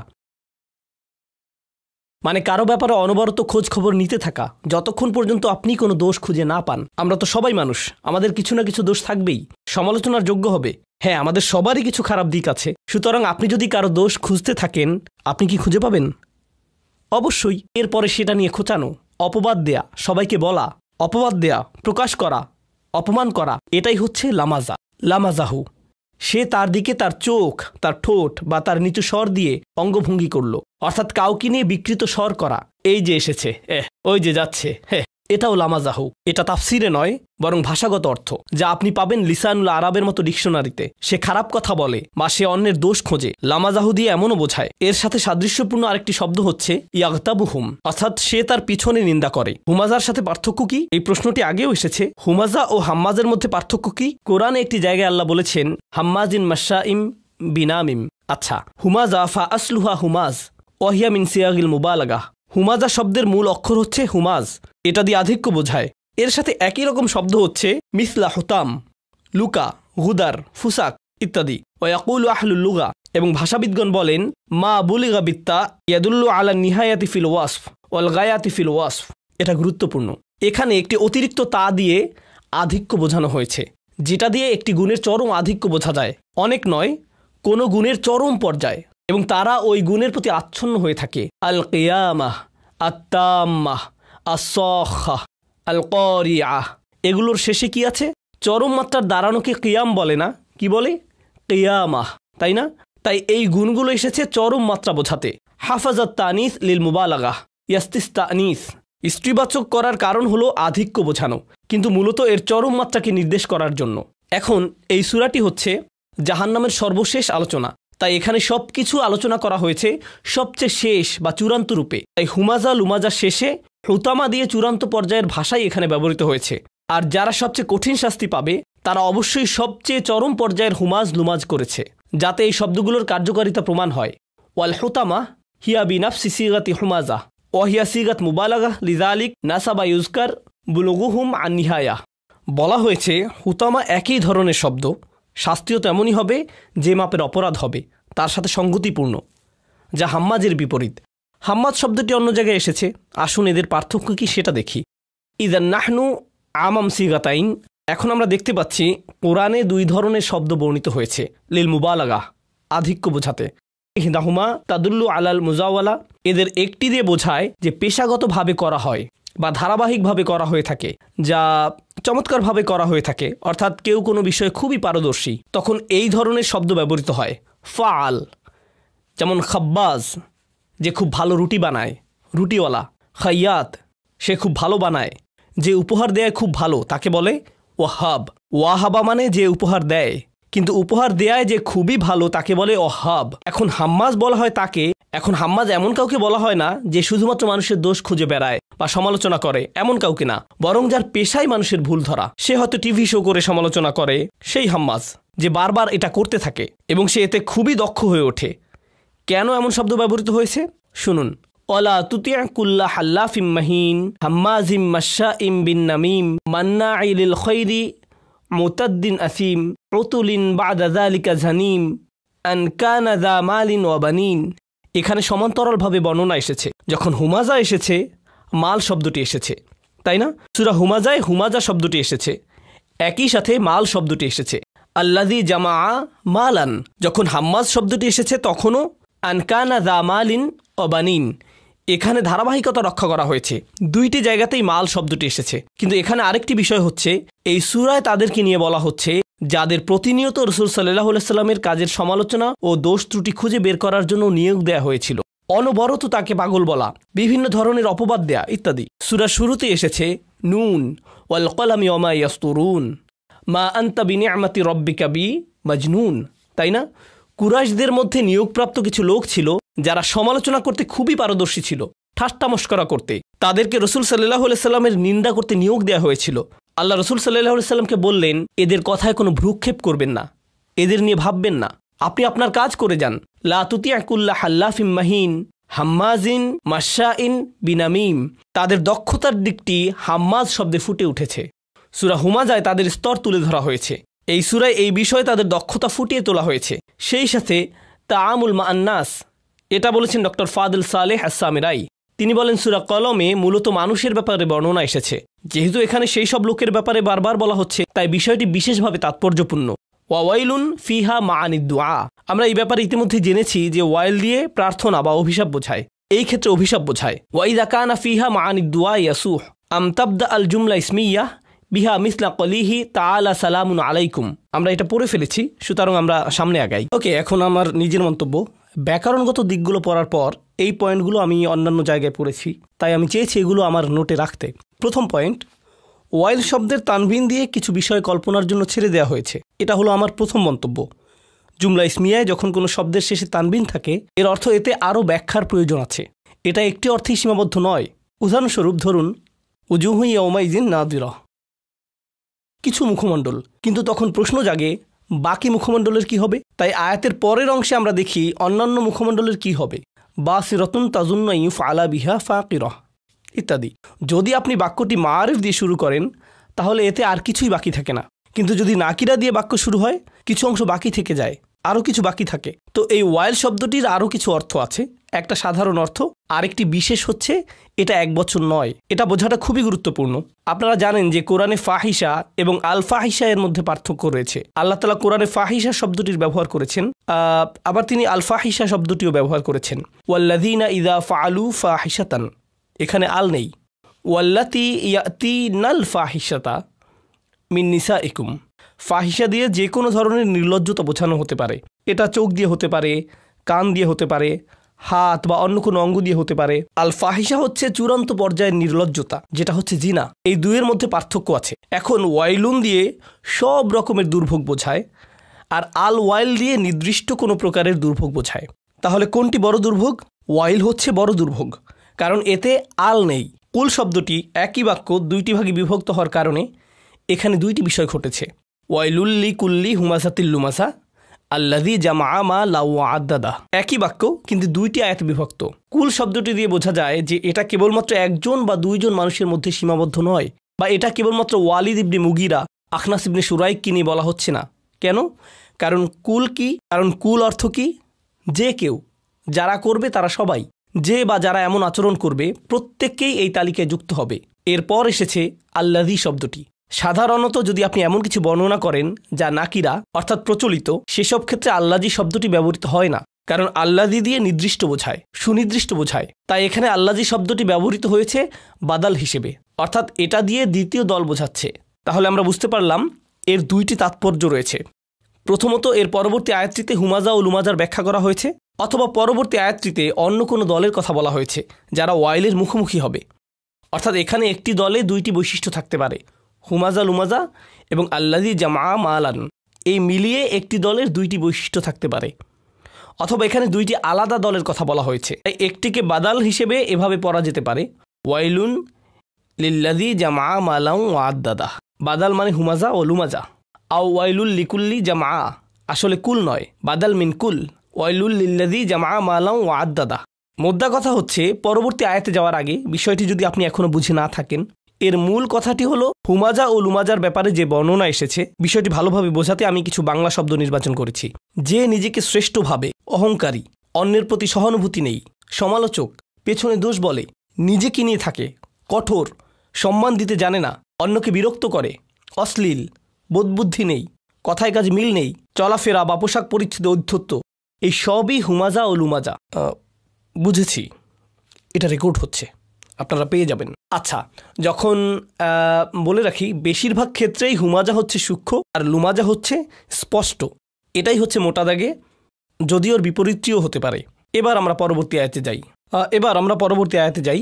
আল্লাযী জামআ মালান ওয়া আদ্দাদা। প্রথমেই যে বিষয়টি বুঝতে হবে তা হলো এই দুইয়ের মধ্যে সম্পর্ক কি, দুইটি বিষয়ের পার্থক্য। প্রথমত, যে অন্য মানুষের জন্য ক্ষতির কারণ হয়, এবং দ্বিতীয়ত, সরলভাবে বললে যে ধন সম্পদ জমায় এবং গণনা করে, এটা হচ্ছে সরল অনুবাদ। তাহলে যে মানুষের পেছনের আগে আর যে ধন সম্পদ জমায়, এই দুইজনের মধ্যে পার্থক্য কি?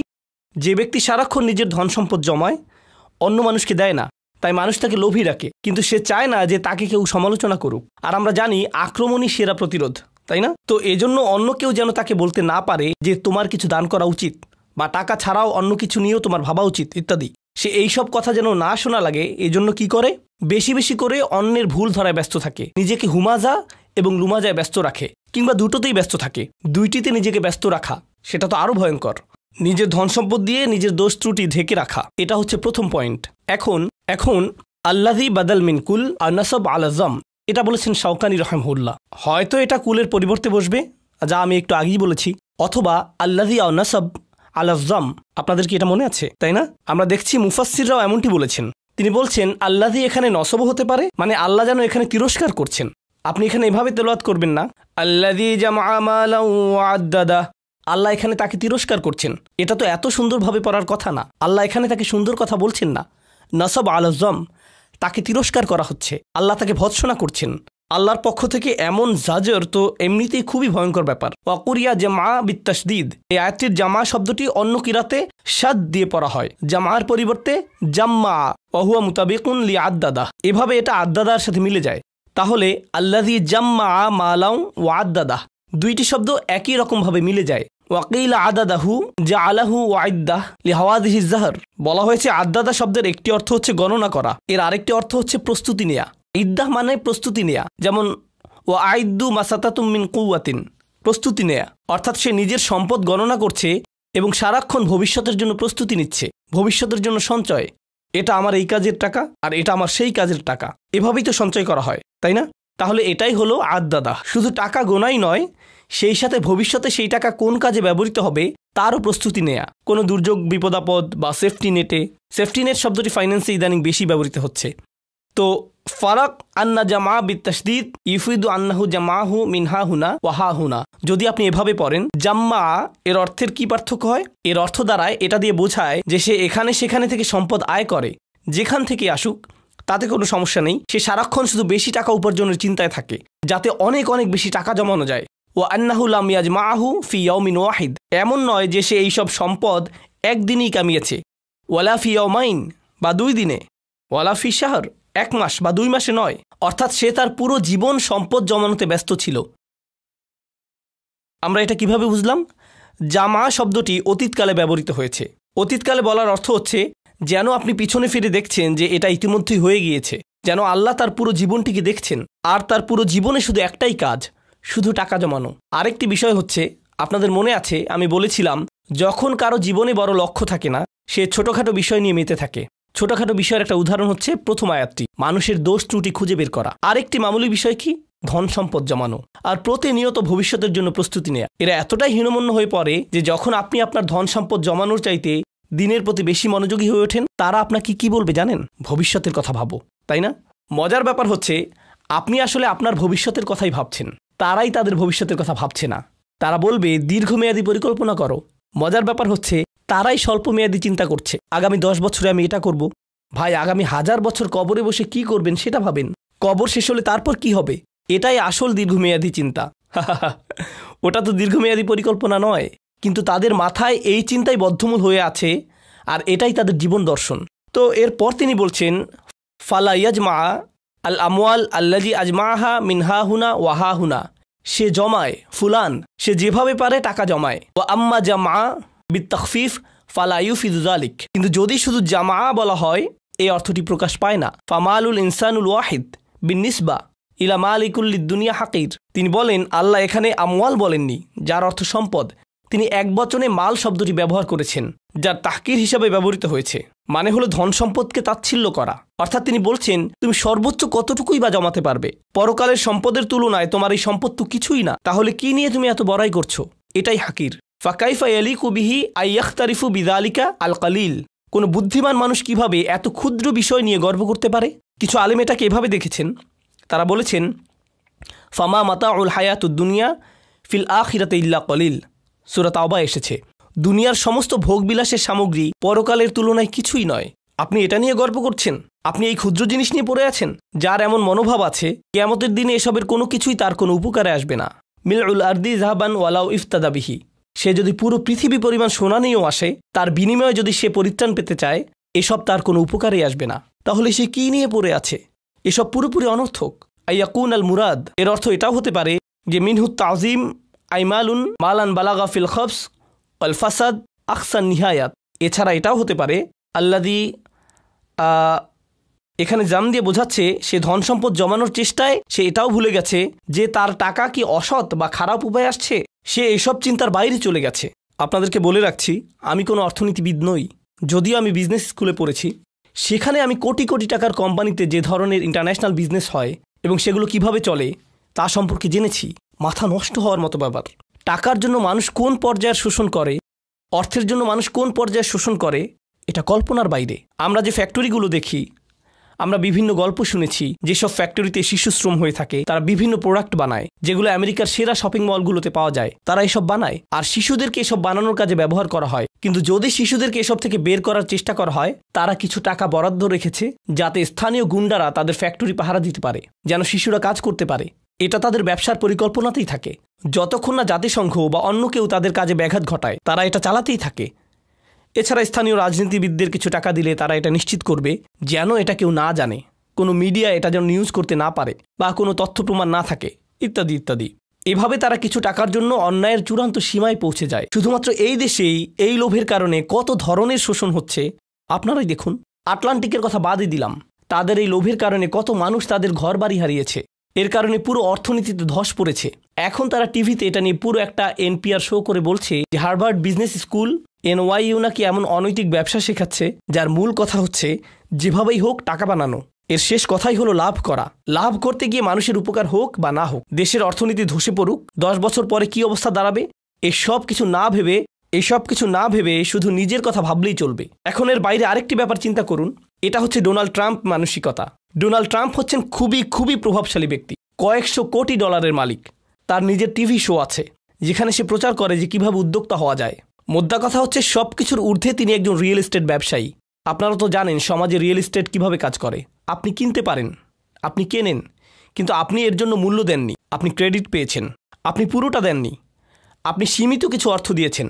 এরপর আপনার ক্রেডিট জমা হচ্ছে, এবার আপনার ক্রেডিট জমা হচ্ছে, এটা দিয়ে আপনি আবার কিনতে পারবেন, আপনি হয়তো ভাড়া দিবেন। এভাবে আপনি আপনার সাম্রাজ্য বাড়াতে থাকেন।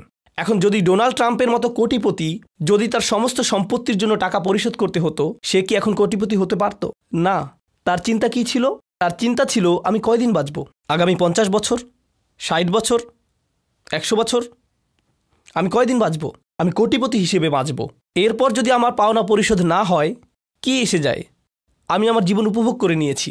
এভাবে তার পুরো পাওনা গিয়ে পড়বে তার পরবর্তী প্রজন্মের উপর। তার কোনো মাথা ব্যথা নেই। তখন ডলারের মূল্য কমে গেলে খুচরা বিক্রেতারা ক্ষতির মধ্যে পড়ল, কিন্তু এতে তাকে দোষ দেওয়া যাবে না। সে তার মতো জীবন উপভোগ করে নিয়েছে।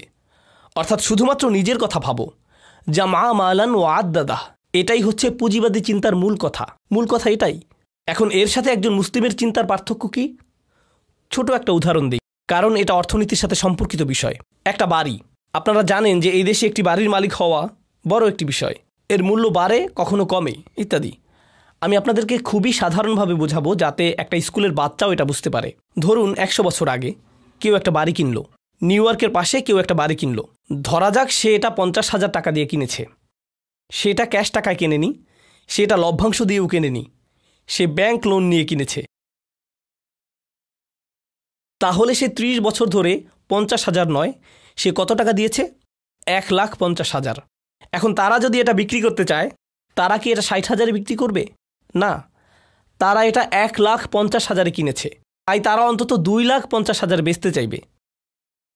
ধরা যাক তারা এটা 2,50,000-এ বেচল। এখন একজন ক্রেতা 2,50,000-এ কিনে নিল, কিন্তু সেও এটা ক্যাশ টাকায় কিনেনি। কীভাবে কিনেছে? ক্রেডিটের মাধ্যমে। তাহলে সেও 2,50,000 দেয়নি, সেও 30 বছরে 4 লাখ বা 5 লাখ টাকায় কিনেছে। যখন সে এটা বিক্রি করতে যাবে এর মূল্য বাড়তে থাকবে। তাহলে এখানে যা ঘটল, প্রথমত মুদ্রার মূল্য কমে গেল, দ্বিতীয়ত যারা 100 বছর আগে একটা বাড়ি যে টাকায় কিনেছিল, পরবর্তী প্রজন্মের মানুষেরাও কি একই দামে কিনতে পারবে? না। তাহলে আপনি পরবর্তী প্রজন্মের জন্য এটা অনেক অনেক অনেক কঠিন করে ফেললেন। এটাই রিবা, এটাই যা মা মালান ও আদাদা। এটা পরবর্তী প্রজন্মের জন্য সমস্যা তৈরি করে। এখন আসুন এর সাথে একজন মুসলিমের মানসিকতার তুলনা করি। একজন মুসলিমের মানসিকতা হলো একজন বৃদ্ধের জন্য যে প্রায় কবরের কাছাকাছি চলে গিয়েছে, সে তার বীজ বপন করে যাবে যাতে গাছ বাড়তে পারে। আপনি বলবেন গাছ বাড়লে লাভ কি? আপনি তো ততদিন বেঁচেই থাকবেন না। সে বলবে না, এটা একদিন কাউকে না কাউকে ছায়া দেবে, সেটা হবে আমার জন্য সাদাকায়ে জারিয়া। এটাই হচ্ছে একজন মুসলিমের মানসিকতা। এমনই হওয়া উচিত। আমরা চিন্তা করব কিভাবে ভবিষ্যৎ প্রজন্ম উপকার পায়। খাও দাও, ফুর্তি করো আর মরে যাও, এমন না। এখানেই আমাদের চিন্তা আলাদা। আর এটাই আসলে আমরা যখন অধ্যয়ন করব, আমরা কেবল এটা ভাববো না যে 1400 বছর আগে কি হয়েছে। এগুলো আমাদের সময়েরই বাস্তবতা, এগুলো আমাদের সময়ের অনেক বড় সমস্যা। দুর্ভাগ্যজনকভাবে মুসলিম হয়েও আমরা যেন পুঁজিবাদী ব্যবস্থার অন্ধকার কালো থাবায় জড়িয়ে পড়েছি। আমরা নিজেরাই কুৎসিত ও বাজে রকমের পুঁজিবাদী হয়ে গিয়েছি। আমরা এখন আর মানুষের পরোপকারের কথা, সমাজের ভালোর কথা ভাবি না, তাই না? আমরা জামা মালান ও আদাদার মধ্যে অন্তর্ভুক্ত হয়ে গিয়েছি। আল্লাহ আমাদের সবাইকে এ থেকে রক্ষা করুন, যাতে আমরা এই কদর্য থেকে বের হতে পারি। আচ্ছা আদাত্তু শাই লিকাদা ও আদাত্তু ইদা আমসাকতুহু লাহু ওয়া জাআলতুহু ইদ্দাহ ওয়া দাখিরা লিহাওয়াদিহি দাহর ওয়া সানিয়া আদাদাহু। তিনি এখানে মূলত যা বলেছেন তা হলো, আদাদা মানে হলো প্রস্তুতি নেয়া, কিছু প্রস্তুত করা ভবিষ্যতের কোনো বিপদাপদের জন্য, এমনও বোঝায়। আই আহসাহু আরেকটি অর্থ হলো ঠিকভাবে গণনা করা। ওয়া জাআত তাসদীদ, এতে তাসদীদ দেয়া হয়েছে। ওয়া আদাদা, এতে তাসদীদ রয়েছে। তাসদীদের মাহাত্ম্য কি? ইয়াদুল্লু লিকাসিরাতিল মাদুদ, এর অর্থ হলো অনেক বেশি গণনা করা। সে সব সময় গণনায় ব্যস্ত থাকে এবং সে অনেক টাকা গণনা করে, সে সারাক্ষণ গুনতে থাকে। এটাও বোঝায় যে সে সারাক্ষণ গুনতে থাকে। আপনারা কি এমন কাউকে দেখেননি যে প্রতি ঘন্টায় ঘন্টায় অ্যাকাউন্টে লগ ইন করে আর টাকার পরিমাণ না দেখলে তার যেন নিঃশ্বাস বন্ধ হয়ে আসে? দেখেছেন? আমি বিজনেস স্কুলে গিয়েছি, আমার সাথে ফাইন্যান্সের ছাত্ররা বসেছিল। ওদের মেজর ছিল ফাইন্যান্স, তবে তারা মুসলিম ছিল। আমরা লাইব্রেরিতে ছিলাম। ওরা কি করছিল? ওরা শিখছিল কিভাবে স্টকে ইনভেস্ট করতে হয়। তারা সারাক্ষণ কি নিয়ে ব্যস্ত ছিল? ওহ, এই তো বেড়ে গেল, ওহ এই আবার কমে গেল, ওহ, যেন কেউ তাদের শরীরে সারাক্ষণ ইলেকট্রিসিটি লাগিয়ে দিয়েছে। তারা তাদের ট্রেডিং অ্যাকাউন্টে ওহ আহ ইয়াতাখাব্বাসতুহু শাইতান মিনাল মাস, আল্লাহ বলেন যেন শয়তান তাদের স্পর্শ করছে, তাদের গুঁতো দিচ্ছে। ওরা অনবরত চেঁচিয়ে উঠছিল, ও মাই গড, ওহ আহ আবার ফিরে পেয়েছি। তারা সারাক্ষণ এমন প্রতিক্রিয়া দেখাচ্ছিল। শেষে লাইব্রেরি কর্তৃপক্ষ এসে বলল, তারা বলল, না না না, আমি এখন জামউ মালিন ও আদিদ নিয়ে ব্যস্ত আছি। জামউ মালিন ও আদিদুহ। তাহলে আয়াতের প্রথম অংশে অন্যের প্রতি তার মনোভাব নিয়ে বলা হয়েছে, আর দ্বিতীয় অংশে তার নিজের প্রতি মনোভাব নিয়ে বলা হয়েছে। সে কি নিয়ে নিজেকে ব্যস্ত রাখে। মজার ব্যাপার হচ্ছে, মানুষের কাছ থেকে যা প্রত্যাশা করা হয়, মানুষ আসলে তার সম্পূর্ণ বিপরীত। আপনার অন্যের সাথে ভালো আচরণ করার কথা ছিল, নিজের জন্য টাকা না জমিয়ে অন্যকে দান করার কথা ছিল, যা আপনার কাছ থেকে প্রত্যাশা করা হয়। এখানে তার বিপরীতটাই বর্ণনা করা হয়েছে। তাহলে আদাদা মানে হলো বারবার গুনতে থাকা, গণনার পুঙ্খানুপুঙ্খ হিসেব রাখা, কিংবা এর অর্থ হতে পারে ভবিষ্যতের জন্য প্রস্তুতি নেয়া। আমাদের কতটুকু সময় বাকি আছে? আমার কাছে ঘড়ি নেই। ও, আমাদের সময় আছে, আমি ধীরে সুস্থে বাকিটা শেষ করব। আচ্ছা, কেন এই দুইটি ক্ষেত্র একত্রে এসেছে এবং এই দুইয়ের মধ্যে সম্পর্ক কি, আমরা সেটা নিয়ে আলোচনা করছি। তা হলো, একটি হচ্ছে অন্যের প্রতি মনোভাব, অপরটি হলো সেই নিজের প্রতি কিভাবে সেটা। এখন এক বচনে মালান শব্দটি দিয়ে কি বোঝায় আমরা সেটা জেনেছি, এবং এটা কিভাবে কারো জীবনে প্রভাব ফেলে সেই সম্পর্কে জেনেছি। এবার আমরা তৃতীয় আয়াত সম্পর্কে জানব। ইয়াহসাবু আন্না মালাহু আখলাদা। ইয়াহসাবু শব্দটি হচ্ছে মিন আফআলিল কুলুব, অর্থাৎ যেসব ক্রিয়া অন্তর বোঝাতে ব্যবহৃত হয়। অর্থাৎ এখন আল্লাহ তাআলা মানসিকতার দিকটি তুলে ধরছেন যে তার অন্তরে কি ঘটছে। প্রথম দুইটি আয়াত ছিল তার কাজের ব্যাপারে, এগুলো ছিল বাহ্যিকভাবে, কিন্তু তৃতীয় আয়াতে এসে তিনি বলছেন তার ভেতরের কথা, তার ভেতরে কি চলছে। ইয়াহসাবু, সে ভাবে, আন্না মালাহু আখলাদা, তার সম্পদ তাকে চিরস্থায়ী জীবন দিবে বা তাকে অমর করবে। এখন এখানে মূল বিষয়টি হচ্ছে মালাহু। এর আগের আয়াতে আমরা মালাহু পাইনি, আমরা পড়েছি আল্লাযী জামা মালান, কারণ সে নিজের জন্য সম্পদ জমাচ্ছে, যা আসলে তার নিজের জন্য নয়, তবুও সে জমায়। মালান শব্দটি দিয়ে তার এই ভ্রান্তিকে চিহ্নিত করা হয়েছে। এবার যখন সে এত সম্পদ জমিয়ে ফেলেছে, এত সম্পদের মালিক হয়েছে, সে ভাবছে এগুলো তাকে চিরস্থায়ী জীবন দিবে। এখন এ থেকে আমরা কিছু গভীর প্রশ্নের সমাধান পাই। কেন মানুষ টাকার পেছনে ছোটে? এটা একটা বড় প্রশ্ন। যদি আপনি কোনো শিশুকে জিজ্ঞেস করেন, তোমার কেন টাকা দরকার, সে বলবে, আমি জানি না, আমার হয়তো পরে লাগবে। কিন্তু নিজেকে নিজে প্রশ্ন করুন, কেন আসলে মানুষ টাকার পেছনে ছোটে? আজকে যদি প্লেটে খাবার থাকে, আপনি আজ নিয়ে দুশ্চিন্তা করা বাদ দিবেন, আপনি আগামীকাল নিয়ে ভাববেন। অর্থাৎ আখলাদা শব্দের অর্থ কেবল চিরস্থায়ী জীবন নয়, এটা দিয়ে বোঝায় এমন কিছু যা চিরকাল অবিরামভাবে তাকে বাঁচিয়ে রাখবে। অর্থাৎ মানুষ দুশ্চিন্তা করে কারণ যদি তার সঞ্চয় না থাকে, সে হয়তো বাঁচতে পারবে না। অনেকে দেখবেন যখন তার স্টক অ্যাকাউন্ট ধসে পড়ে, সে আত্মহত্যা প্রবণ হয়ে পড়ে, কারণ সে তার বেঁচে থাকার সাথে সঞ্চয়কে মিলিয়ে ফেলেছে। তার প্লেটে এখন খাবার আছে, এর সাথে নয়, বরং আগামীকালের জন্য সে যে খাবার সঞ্চয় করেছে তার সাথে। আখলাদা শব্দটি দিয়ে এটাও বোঝায়, সে কেবল এটা ভাবে না যে সে সারা জীবন বাঁচবে, বরং এটাও ভাবে যে ভবিষ্যতে এটা তার কাজে লাগবে। এটা ইখলাদ থেকে এসেছে, খুলুদ থেকে। তার ভবিষ্যৎ সুনিশ্চিত হয়ে গিয়েছে কারণ তার সঞ্চয় আছে, সে এত সঞ্চয় করেছে। এখানে আরেকটি ব্যাপার হলো, এই ধারণাটি স্মৃতিস্তম্ভ বানানোর সাথে সম্পর্কিত। দেখবেন মানুষ চায় মানুষ তাকে মনে রাখুক। যে বিষয়গুলোর কারণে মানুষ কাউকে মনে রাখে তার একটি হলো সম্পদ। কেউ যদি পরকালে বিশ্বাস না করে, তার জীবনের শেষ পর্যায়ে সে সাদাকা দেয় না, সে হয়তো মানব কল্যাণে টাকা দেয়, হাসপাতাল, বিশ্ববিদ্যালয়ে টাকা দেয়, যাতে তার নামে স্মৃতিস্তম্ভ তৈরি হয়।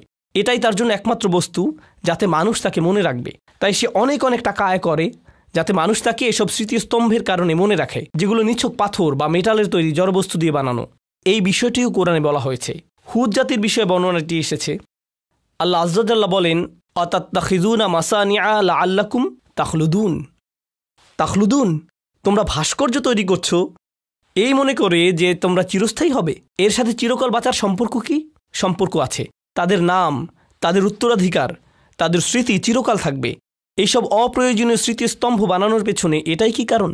তারা এইসব বিশাল স্তম্ভ বানাবে যা দিয়ে হাজারো লোককে খাওয়ানো যেত, কিন্তু না, তাদের এটা বানাতেই হবে। তাদের তো এইসবই সুন্দর স্থাপত্যের স্তম্ভ বানাতেই হবে। এটা কিন্তু মুসলিমদের মধ্যেও হচ্ছে। আপনারা বিভিন্ন গরিব মুসলিম দেশেও খুব সুন্দর সুন্দর স্তম্ভ দেখবেন, কিন্তু তাদের এটা বানাতেই হবে, কারণ এগুলো নাকি জাতীয় ঐক্যের প্রতীক। তাহলে যেসব গৃহহীন গরিব মানুষেরা স্তম্ভের পাশে শুয়ে থাকে তারা কিসের প্রতীক? তারাও কি আপনাদের জাতীয় ঐক্যের প্রতীক? সেখান থেকে কিছু টাকা তাদেরকে দিলে কি হতো? তারা এখন কি করবে? তারা কি সে স্তম্ভ খাবে? তারা এটা দিয়ে কি করবে? তো এভাবে টাকার অপচয় করা হচ্ছে। আর তারা বলছে এগুলো দিয়ে নাকি তারা তাদের জাতির মানুষদের কাছে চিরকাল বেঁচে থাকবে। এটা আমি আসলে আগেও এটা পড়েছি, আবার পড়ছি।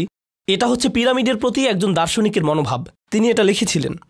এটা একটা জাদুঘরে পিরামিডের ছবির নিচে লেখা ছিল। তার লেখাটা দেখুন। শান্ত এবং স্বয়ংসম্পূর্ণ, স্থির ও দৃঢ় পিরামিডের প্রতিধ্বনি অনন্তকাল ধরে বাজে। এটা মানুষের বেঁচে থাকার ইচ্ছার হাহাকারকে সংজ্ঞায়িত করেছিল আর সময়ের ঝড়কে ধরতে পেরেছিল। মানুষটা মারা যাবে, অন্তত তার বানানো পিরামিডটি সময়ের ঝড়কে ধরতে পারবে। অনন্তকালের প্রতি এটাই তার আকাঙ্ক্ষা, এটাই তার ইচ্ছা, যেন চিরকাল বেঁচে থাকা যায়। আল্লাহ এই ইচ্ছা মানুষের মধ্যে দিয়েছেন।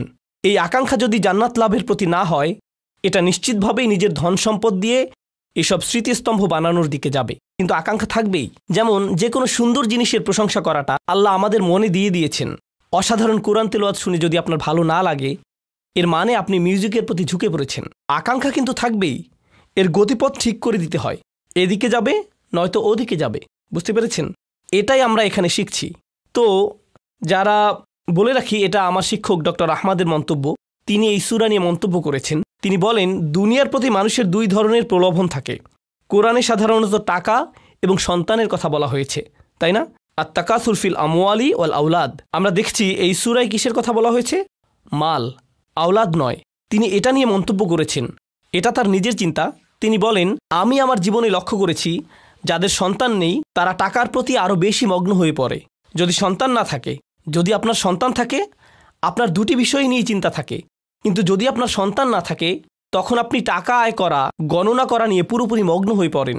আর যারা টাকা নিয়ে এত বেশি চিন্তিত, যদি আপনি তাদেরকে জিজ্ঞেস করেন তারা কেন সন্তান নেয় না, তারা কি কারণ দেখায়? টাকা। তারা কি কারণ দেখায়? টাকা। আমি জানি না সন্তানের খরচ চালাতে পারবো কিনা, আমি জানি না। আমাদের নিজেদের চলার টাকা আছে, আমি নিশ্চিত নই সন্তানের খরচ চালাতে পারবো কিনা, ভবিষ্যতের কথা ভেবে। যাই হোক, ইয়াহসাবু আন্না মালাহু আখলাদা এর তাফসিরে আসি। তাওয়াল আল মালু আমলাহু, তার ধন সম্পদ তার নিরাশা বাড়াবে। ওয়ামান্নাহুল আমানিয়াল বাঈদাহ, এটা তাকে কিছু অলিক কল্পনা দিবে যা বাস্তবতা থেকে অনেক দূরে, ততক্ষণ পর্যন্ত যতক্ষণ না সে নিজেকে গভীরভাবে উদাসীন করে তোলে এবং তার মিথ্যা আশাকে প্রলম্বিত করে। ইয়াহসাবু আন্না মালাহু তারাকাহু খালিদান, সে মনে করে তার সম্পদ তাকে চিরস্থায়ী করবে। ফিদ দুনিয়া লা ইয়ামুত, এই দুনিয়ায় যেন সে কখনো মরবে না। এটা দিয়ে পরকালকেও বোঝানো হয়েছে। সে মনে করে, আর হ্যাঁ, এটা বোঝাটা খুবই জরুরি, এমন অনেকে আছে যারা মনে করে আল্লাহ তাদেরকে এত বেশি দিয়েছেন তাই তারা পরকালেও পার পেয়ে যাবে। হে, আল্লাহ আমাকে এত ভালোবাসেন, তিনি আমাকে এত এত সম্পদ দিয়েছেন, আল্লাহ নিশ্চয়ই পরকালেও আমার জন্য ভালো কিছুই দিবেন। আমাদের অনেকের চিন্তাভাবনা এমন। এটা আসলে খ্রিস্টান প্রোটেস্ট্যান্টদের বিশ্বাসের মূল ভিত্তি। তারা আপনাকে বলবে গড চান যেন আপনি প্রমোশন পান, তিনি চান যেন আপনি বেশি বেশি টাকা কামাতে পারেন, তিনি চান যেন আপনি লোনটা পান, কারণ তিনি আপনাকে ভালোবাসেন। বেশি টাকা কামানো মানে আল্লাহ আপনাকে ভালোবাসেন। এই নিয়ে একটা ঘটনা কোরআনে সূরা কাহফে বর্ণিত হয়েছে। সে ভেবেছে যেহেতু তার বাগানটা বেশি সুন্দর, সেহেতু ওমা আযুন্নুসসাআতা কাইমাতান, আমার মনে হয় না কিয়ামতে আমার আর কোনো সমস্যা হবে। ওয়ালা ইরুদিতু ইলা রাব্বি, যদি কখনো আমার পালনকর্তার কাছে আমাকে পৌঁছে দেওয়া হয়, লা আজিদান্না খায়রাম মিনহা মুনকালাবা, তবে সেখানে এর চাইতে উৎকৃষ্ট কিছু পাবো। আল্লাহ আমাকে শুধু দুনিয়ায় ধন সম্পদ দিবেন না, আখিরাতেও দিবেন। তুমি এখানে গরিব আছো, সেখানেও গরিব থাকবে। এটাই ছিল চিন্তা ভাবনা। বলে রাখি, দুর্ভাগ্যবশত এমন মানসিকতা, বিশ্বাস করুন বা না করুন, আমাদের অনেক মুসলিম ভাইদের মধ্যে ঢুকে গেছে। তারা ভাবে আল্লাহ আমাকে অনেক বেশি ভালোবাসেন, আমাদের থাকার জন্য সুন্দর বাড়ি আছে, ভালো চাকরি আছে, বড় ব্যবসা আছে, পরিষ্কারভাবে বোঝা যাচ্ছে আল্লাহ আমাকে ভালোবাসেন, তিনি আমার মধ্যে এমন কিছু পেয়েছেন যা অন্যদের মধ্যে পাননি। তাহলে আর চিন্তা কি? আল্লাহ আমার সাথেই আছেন। আসলে যেগুলোর জন্য আপনি আল্লাহকে ধন্যবাদ দিচ্ছেন, প্রকৃতপক্ষে এগুলো মূলত একটা পরীক্ষা। কিছু মানুষের জন্য দারিদ্র্য হচ্ছে পরীক্ষা, আর কিছু মানুষের জন্য ধন সম্পদ হচ্ছে পরীক্ষা। দুটোই পরীক্ষা, কোনোটাই আসলে কাউকে কারো চেয়ে এগিয়ে রাখে না। তাই আমি বলছি না যে ধনীদের জন্য পরীক্ষা বেশি আর গরিবরা কম পরীক্ষায় আছে। আমাদেরকে বুঝতে হবে যে দুটোই পরীক্ষা, দুটো অবস্থায় আসলে পরীক্ষা। আল্লাহ আমাদেরকে এই পরীক্ষাকে অনুধাবন করার শক্তি দিন এবং আমাদেরকে এমন একটি জীবন দিন যেন আমরা এই পরীক্ষায় উত্তীর্ণ হতে পারি। ওয়ালাম আন্না আখলাদাহু ওয়াখালাদাহু বিমান ওয়াহিদা। শাওকানি বলেছেন, এখানে আখলাদা ও খালাদা শব্দ দুটির অর্থ একই। সুম্মা ফিত তাফসির উজুহু আহাদুহা, কিন্তু তাফসিরে এগুলোকে আলাদাভাবে অর্থ করা হয়েছে। ইয়াতামিলা আইয়াকুন আল মানা তুল আল মাল তাউল আল মাল আমলাহু। এর একটি অর্থ হতে পারে তার ধন সম্পদ তার আশাকে প্রলম্বিত করে, এজন্যই সে ভাবে যে সে চিরকাল বেঁচে থাকবে। আলাম ইয়াকুল ইউখলিদুহু, তিনি এখানে বলেননি যে এটা তাকে চিরস্থায়ী জীবন দিবে। তিনি এখানে বর্তমান বা ভবিষ্যৎকাল ব্যবহার করেননি, তিনি অতীতকাল ব্যবহার করেছেন। লিআন্নাল মুরাদ ইয়াহসাবু হাযাল ইনসান, কারণ এর অর্থ হচ্ছে মানুষ মনে করে আন্নাল মালা দিমনুল্লাহুল খুলুদ ওয়া আতাহুল আমান মিনাল মাউত ওয়া কাআন্নাহু হাকামা ওয়া কাদ ফারাকা মিনহু অলিজালিকা যাকারাহু আল মাদি। তিনি এখানে যা বলেছেন তা হলো, এর কারণ হচ্ছে মানুষ মনে করে যেহেতু তার ধন সম্পদ আছে, এই দিয়ে প্রমাণ হয় আমি পার পেয়ে গিয়েছি, আমাকে আর ভবিষ্যৎ নিয়ে ভাবতে হবে না, কারণ আমার টাকা পয়সা আছে। অর্থাৎ আখিরাতের সতর্কতা, ভবিষ্যতের সতর্কতা তাকে ভাবায় না। তার মাথায় শুরুতেই যা আসে তা হলো আমি ঠিক আছি, আমার কোনো সমস্যা নেই, অন্যদের এসবে সমস্যা হতে পারে, আমি পার পেয়ে যাব। কেউ কেউ আবার ভাবে, এই সূরার তাফসিরে মুফতি আহমদ শফি এটা বলেছেন, এটা রেকর্ড করা আছে। তিনি বলেন, কিছু মানুষ আছে তারা ভাবে তারা জান্নাত কিনতে পারবে। যখন তাদেরকে সতর্ক করা হয় তারা ভাবে আমার তো অনেক টাকা, যদিও আমি আল্লাহর হুকুম মানছি না, তবে আমি এর একটা ব্যবস্থা করে ফেলবো। সামনের হজে আমি এলিট প্যাকেজে যাব, এলিট প্যাকেজে গেলে কোনো সিকিউরিটি গেটে আমাকে আটকাবে না, এরপর একদম সোজা জান্নাতে চলে যাব, মানে জান্নাত আমার জন্য অপেক্ষা করছে। তো এভাবে সে ফুরু হয়ে যায়, অর্থাৎ ভবিষ্যৎ নিয়ে সে পুরোপুরি অসচেতন হয়ে পড়ে। কল আল হাসান, হাসান বলেন, মা রাআইতু ইয়াকিনান, এটা একটা অসাধারণ মন্তব্য। মা রাআইতু ইয়াকিনান লা শাক্কা ফীহি আশবাহু বিশাক লা ইয়াকিনা ফিকাল মাউত। সে ভাবে আমি এ ব্যাপারে নিশ্চিত নই, যেখানে এতে আসলে কোনো সন্দেহ নেই। মানুষ এটা নিয়ে খুবই অনিশ্চিত, যেন এটা কোনো অনিশ্চিত বিষয়। এটা এমন একটি বিষয় যা অবশ্যই ঘটবে, এতে কোনো সন্দেহ নেই। আর মানুষ মনে করে যেন এটা কোনো অনিশ্চিত বিষয়, কখনো ঘটবে না, তারা এটা নিয়ে সন্দেহ করে। সুবহানাল্লাহ। আহাব্বাল মাল হুব্বান শাদীদান, এটা হচ্ছে আয়াতের আরেকটি অর্থ।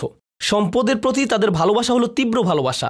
হাত্তা তাকাদা আন্নাহু ইন ইনতাকাসা মালিল আমুত, যতক্ষণ না সে ভাবে যে আমার সম্পদ শেষ হয়ে গেলে আমি শেষ হয়ে যাব।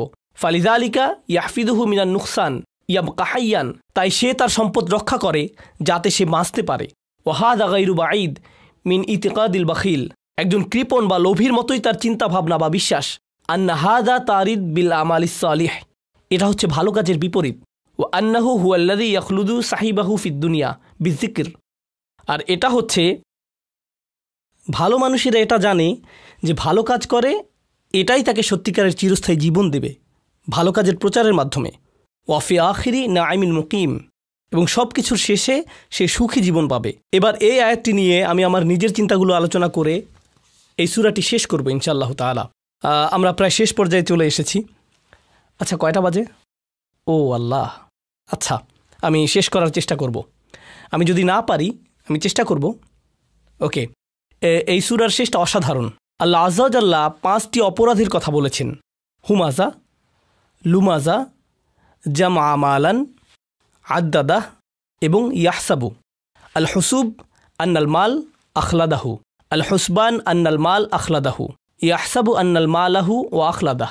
এই 5টি অপরাধ যদি আপনি সূরার শেষে দেখেন, আল্লাহ 5টি শাস্তির বর্ণনা দিয়েছেন। আল হুতামা নারুল্লাহিল মুকাদা আল্লাতী তাত্তালিউ আলাল আফইদা, তৃতীয়।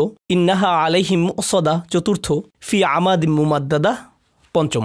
আর যারা এসব কাজের সাথে জড়িয়ে গেছে তাদের অন্তরে কি অসাধারণভাবে ভয় ঢুকিয়ে দেয়া হয়েছে। কাল্লা লায়ুমবাদান্না ফিল হুতামা, হুতাম শব্দটির আরেকটি অর্থ হলো ভাঙা। হুতাম শব্দের মূল অর্থ কাসরা, যার অর্থ ভাঙা। হুতামা শব্দটি দিয়ে বোঝায় এমন ফসল যা হলুদ হয়ে গিয়েছে, অর্থাৎ তোলার সময় হয়েছে। মানুষ একে তুলতে গেলে কি হয়? একে ভাঙা হয়, ছিঁড়ে ফেলা হয়। এই শব্দটি সূরার অন্য একটি শব্দের বিপরীত, সেটা হলো কারো উদ্যম ভাঙা। মনে আছে আপনাদের? আল হুমাজ কাসর, তাই না? আপনি অন্য মানুষের উদ্যম ও সম্মান ভাঙবেন, এর ফলে আপনি নিজেকেই ভাঙা অবস্থায় দেখতে পাবেন। এটা আপনাকে ধ্বংস করে দিবে। হুতামা, সুবহানাল্লাহ। এই দুইটি শব্দের মধ্যে কি চমৎকার মিল।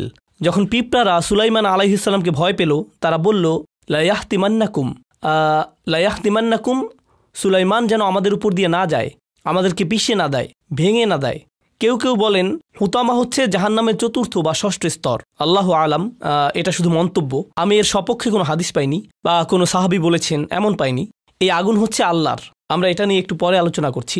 আগে এই আয়াতের ব্যাখ্যা শেষ করে নিই। কাল্লা লায়ুমবাদান্না, আরবিতে নাবাদা শব্দের অর্থ হচ্ছে এমন কিছু ফেলে দেয়া যার কোনো মূল্য নেই। নাবাদা মানে এমন কিছু ফেলে দেয়া যার কোনো মূল্য নেই।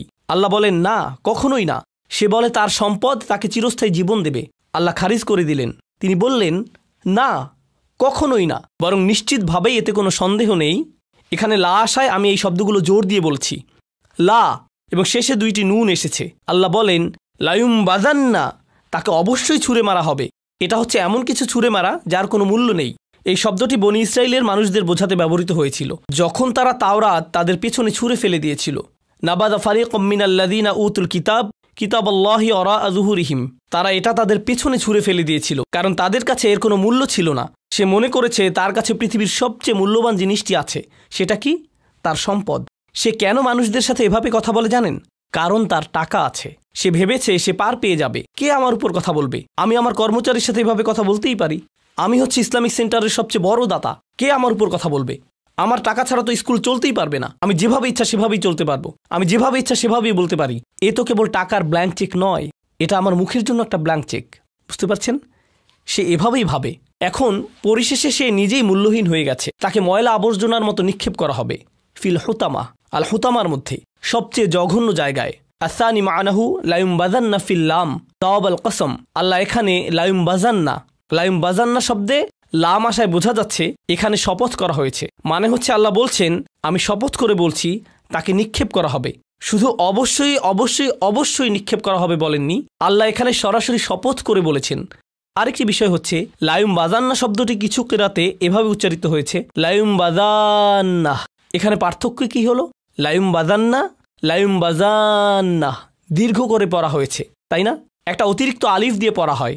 দ্বিতীয়ত এর অর্থ হুয়া অমালুহু, সে এবং তার সম্পদকে নিক্ষেপ করা হবে। তুমি একে এতই ভালোবেসেছ, যাও এর সাথেই থাকো। তুমি কখনোই একে ছাড়তে চাও না, ঠিক আছে, একে আর কখনোই ছাড়তে হবে না। এগুলো সহই তোমাকে নিক্ষেপ করা হবে। সুবহানাল্লাহ, হুয়া ওয়ামালুহু। তো আর বলে রাখি, ফিল হুতামা এখানে ফি শব্দটি ব্যবহার করায় তক্তাদি আন্নাহু মাউদিউন লাহুকা আমিকুন জিদ্দান কালবীর। ফি শব্দটি দিয়ে বোঝা যায় সে এর মধ্যে নিক্ষেপিত হবে। মানে হচ্ছে সেই জায়গাটি খুব বেশি গভীর, তাকে এর ভেতরে একদম তলদেশে নিক্ষেপ করা হবে। লায়ুমবাজান্না বিজম্মিমজাল, একে লায়ুমবাজান্নাও পড়া হয়। তাহলে এর তিনটি কিরাত আছে, লায়ুমবাজান্না, লায়ুমবাজান্না আর লায়ুমবাজুন্না। হুয়া ও আনসারুহু, সে এবং তাকে যারা সাহায্য করেছে সবারই একই পরিণতি হবে। তাহলে তিনটি ব্যাখ্যা, সে নিজে, সে আর তার সম্পদ, সে এবং তার সব বন্ধু, তার সমস্ত কাছের মানুষ। ওয়াসুম্মিয়াত আন্নার হাহুনা বিল হুতামা, এবং এখানে আগুনকে হুতামা হিসেবে চিহ্নিত করা হয়েছে লিআন্নাহা তাহতিমাল আজম, কারণ এটা হাড় ভেঙে দেয়। হাত্তা তসিলা ইলাল কুলুব, যতক্ষণ না এটা অন্তরে পৌঁছায়। একে হুতামা বলা হয় কারণ এটা হাড় ভেঙে দেয়া এবং অন্তরে পৌঁছায়। আমরা কিভাবে বুঝলাম যে এটা অন্তরে পৌঁছায়? ইন্নাহা তাত্তালিউ আলাল আফইদাহ, সামনে আসছে। নাবাজা, আমরা নাবাজা শব্দটি নিয়ে আলোচনা করেছি। আরবি ভাষায় একই রকম আরেকটি শব্দ হলো তরাহা, ত র এবং হা। এর অর্থও কোনো কিছু ছুঁড়ে ফেলা, কিন্তু এটা দিয়ে এমন কিছু ছুঁড়ে ফেলা বোঝায় যা মানুষের কাছ থেকে আড়াল করার জন্য ছোড়া হয়। ধরুন আপনি কোনো কিছু ময়লার ঝুড়িতে ফেললেন, এমনভাবে ভেতরে ফেললেন যাতে কেউ দেখতে না পারে, আপনি লুকিয়ে ফেললেন। ও হ্যাঁ, এই শব্দটি ব্যবহৃত হয়েছিল যখন ইউসুফ আলাইহিসসালামের ভাইরা তাকে লুকিয়ে ফেলতে চেয়েছিল। আয়ুত্তর হুহু, এমনভাবে লুকিয়ে ফেলো যাতে কেউ তাকে দেখতে না পারে, এমন কোনো জায়গায় ফেলে দাও যাতে কেউ তাকে না দেখে। এটা এই শব্দের আরেকটি অর্থ।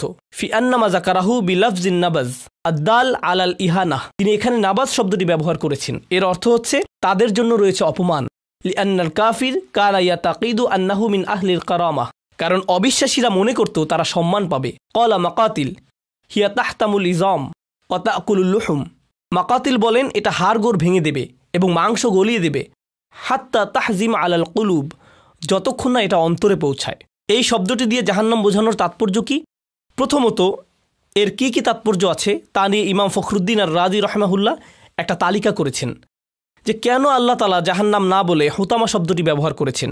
প্রথম পয়েন্ট, আল ইত্তিহাদ ফি সূরা কাআন্নাহু তাআলা ইয়াকুল, এটা সূরার মধ্যে সামঞ্জস্য বিধান করে, যেন আল্লাহ বলছেন ইন কুনতা হুমাজাতুল লুমাজা ফাওয়ারাকা আলাল হুতামা, যদি তুমি হুমাজা বা লুমাজা হও আমি তোমাকে হুতামায় পাঠিয়ে দেব। তাহলে এটা সূরার মধ্যে সমন্বয় সাধন করে।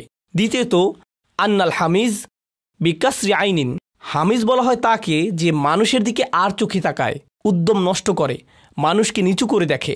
ইয়াদ আকাদরহু, এমনভাবে তাকায় যেন সে তার সম্মান নষ্ট করতে পারে। ফাকুলু তাআলা, আল্লাহ বলেন ওরা আকা হুতামা ফি হাতমি কাসার, আমি তোমার জন্য হুতামা রেখেছি, কেননা হুতামা দিয়ে ভাঙাও বোঝায়। সুতরাং শব্দটি দিয়ে দুইটি বিষয়কে একত্রে বোঝাচ্ছে। আন্নাল হাম্মাজ আল লাম্মাজ ইয়াকুলু লাহমান নাস, এটা মজার, যেহেতু হাম্মাজ ও লাম্বাজ এই হুমাজা ও লুমাজা মানুষের মাংস খেয়ে ফেলবে, এটাই সত্যি। এটা গীবত ও মানুষকে নিচু করে দেখা, এগুলো মানুষের মাংস খেয়ে ফেলবে। ওয়াল হুতামা আইদান ইসমুল লিন্নার মিন হাইসু ইন্নাহা তাকুলু যিলব ওয়াল লাহম, কারণ হুতামা এটাই করবে। কি করবে? এটা মানুষের মাংস খেয়ে ফেলবে। যেহেতু আপনি মানুষের সম্মান ভক্ষণ করেছেন, এটা আপনার মাংস এবং চামড়া খেয়ে নিবে। এরপর আমার পছন্দের মন্তব্য, সুবহানাল্লাহ, ইমাম ফখরুদ্দিন আল রাজির মেধার তারিফ করতে হয়। বলে রাখি, আকীদা নিয়ে তার কিছু মন্তব্য আছে যা বেশিরভাগ আলেম গ্রহণ করেন না, কিন্তু এতে তার অন্য কাজ প্রশ্নবিদ্ধ হয়নি। ভাষাগত বিশ্লেষণের ক্ষেত্রে তিনি ছিলেন অনন্য ব্যক্তিত্ব। আমরা তার ভালো কাজের তারিফ করব, আর যার সাথে আমরা একমত হতে পারিনি তার জন্য আমরা আল্লাহর কাছে দোয়া করব যেন তিনি তার ভুলগুলোকে ক্ষমা করে দেন। কোন আলেম ভুলের ঊর্ধ্বে? নবীজি সাল্লাল্লাহু আলাইহি সাল্লামের পরে? আপনি যদি বলেন যে ইনি এই ভুল করেছেন, তিনি সেই ভুল করেছেন, অন্যের ভুল ধরার আগে খেয়াল করে দেখুন গত সপ্তাহে আপনি কি কি ভুল করেছেন। এই আলেমগণ তাদের পুরো জীবন ব্যয় করেছেন দিন শেখার জন্য। যদি তারা এমন কিছু বলেনও যা বেশিরভাগ আলেম গ্রহণ করেননি, আমরা একে উপেক্ষা করব। আমরা আল্লাহর কাছে দোয়া করব যেন তিনি তার ভালো কাজগুলো সামনে নিয়ে তার ভুলগুলোকে উপেক্ষা করেন। এই মন্তব্যটি দেখুন, এটা পরে আমি স্তব্ধ হয়ে গিয়েছি।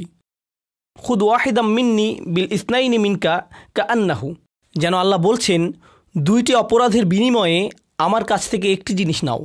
তিনি কি বলছেন? তোমরা হুমাজা ও লুমাজার কারণে আমার কাছ থেকে হুতামা নাও, তোমার এই দুইটি কাজের বিনিময়ে আমার কাছ থেকে হুতামা নাও।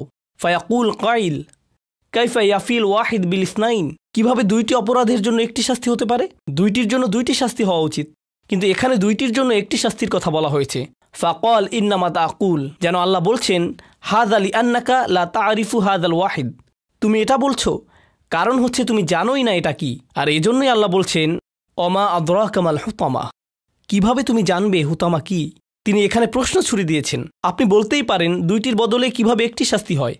আপনার কোনো ধারণাই নেই আপনি কী নিয়ে কথা বলছেন। তাই তিনি বলছেন অমা আদরাকা মাল হুতামা। অসাধারণ। হুতামা মানে ভাঙা, মোচড়ানো, বাঁকানো। হাতুম হচ্ছে এমন বাতাস যা কিছুকে ভেঙে দেয় বা আকৃতির পরিবর্তন করে দেয়। এটা দিয়ে দুমড়ে মুচড়ে ফেলা বা চূর্ণ বিচূর্ণ করাও বোঝায়। এবার অমা আদরাকা মাল হুতামা, তুমি কি অনুধাবন করেছ? অমা আদরাকা বাংলায় এমন অর্থ দাঁড়াবে তুমি কিভাবে ন্যূনতম আন্দাজ করবে, অথবা বলা যেতে পারে তুমি কখনোই জানবে না হুতামা কি। এর পরবর্তী আয়াতেই বলা হয়েছে কেন তুমি কখনোই জানবে না যে হুতামা কি। আল্লাহ বলেন নারুল্লাহ, আল্লাহর আগুন। মুংকদা শব্দে যাওয়ার আগে এই শব্দ দুইটি কেন গুরুত্বপূর্ণ আরও পরিষ্কারভাবে ব্যাখ্যা করছি। না কতাল্লাহ শব্দটি আপনার মনে আছে? না কতাল্লাহ আল্লাহর উট। নাক শব্দের পরে আল্লাহর নামটি যোগ করার কারণে আল্লাহ বোঝাচ্ছেন যে এই উটটি অন্য কোনো উটের সাথে তুলনা করা যাবে না। অমুক উটের সাথে তমুক উটের তুলনা হতে পারে, কিন্তু আল্লাহর উটের সাথে অন্য কোনো উটের তুলনা হবে না। আমি যদি আগুন ধরাই, এর সাথে অন্য একজন যদি বেশি ফুয়েল নিয়ে আগুন ধরায় বা অনেকে মিলে যদি আগুন ধরায়, এর সাথে তুলনা হতে পারে। তাদের হয়তো আগুন ধরানোর জিনিস আছে, বড় জায়গায় অনেক তেল দিয়ে বিশাল আগুন জ্বালালো, এটা তুলনা করা যায়। কিন্তু আল্লাহর আগুন, এই শব্দ দুইটি দিয়ে কী বোঝা যায়? এর সাথে কখনোই অন্য কোনো আগুনের তুলনা হবে না। শুধুমাত্র বলা যেতে পারে যে এটা হচ্ছে এমন আগুন যা আল্লাহ বিশেষভাবে প্রস্তুত করেছেন। তাহলে এখানে আল্লাহ শব্দটি দিয়ে তিনি একে অতুলনীয় করেছেন। এর ফলে আগের আয়াতটিও যথাযথ হয়েছে। কিভাবে তুমি এটা আন্দাজ করবে? কারণ এটা আল্লাহর আগুন। পৃথিবীর কোনো আগুন তোমাকে ন্যূনতম ধারণাও দেবে না যে এটা কেমন আগুন। নারুল্লাহ। এরপর তিনি বলেন আল মুংকদা। আল মুংকদা হচ্ছে ইসমে মাফউল, ইসমে ফাইল হচ্ছে মুকিদাহ। মুনকাদা ইসমে মাফউল। তো এটা হচ্ছে আওকাদা ইউকিদু ইকাদ থেকে আল মুনকাদা, অর্থ যা জ্বালানো হয়েছে। এর সাথে আল্লাহর নাম জুড়ে দেওয়ায় বোঝা যাচ্ছে আল্লাহ নিজেই এটা জ্বালিয়েছেন, এটাই বোঝা যাচ্ছে, কারণ আল্লাহ নিজেই। তাহলে আল্লাহর আগুন যা জ্বালানো হয়েছে, মানে এই আগুন যা আল্লাহ নিজেই জ্বালিয়েছেন, এটা হচ্ছে প্রথম পয়েন্ট। দ্বিতীয় পয়েন্ট হচ্ছে এখানে আল্লাহ সুবহানাহু ওয়া তাআলা জ্বালানোর কাজটিকে বিশেষভাবে বলেছেন, মানে তিনি জ্বালিয়েছেন, তার চাইতে জ্বালানোকে বিশেষ গুরুত্ব দিয়েছেন। আল্লাহ শব্দটি দিয়ে তিনি নিজের কথা বলেছেন, কিন্তু আগুনের কথা এসেছে ইসমে মাফউলে। তিনি এখানে বলেননি নারুল্লাহিল মুকিদ, কারণ মুকিদ বললে এটা আল্লাহকে সম্পর্কিত করত, এমন আগুন যা আল্লাহ জ্বালিয়েছেন।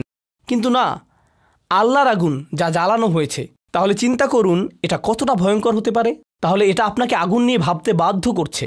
এরপর আল মুনকাদা শব্দটি নিয়ে ইবনে ফারিস বলছেন ইকদ কালিমাতুন তাদুল্লু আলা ইশতিআরিন নার, এটা দিয়ে আগুনের ফুলকি বোঝাচ্ছে, এত বড় আগুন যা দিয়ে অনেক ফুলকি বের হচ্ছে। আম্মা কুলহু তাআলা নারুল্লাহ ফাল ইদাফা লিত্তাখফিম আই হিয়া নারুন লাকাসাইরিন নিরান।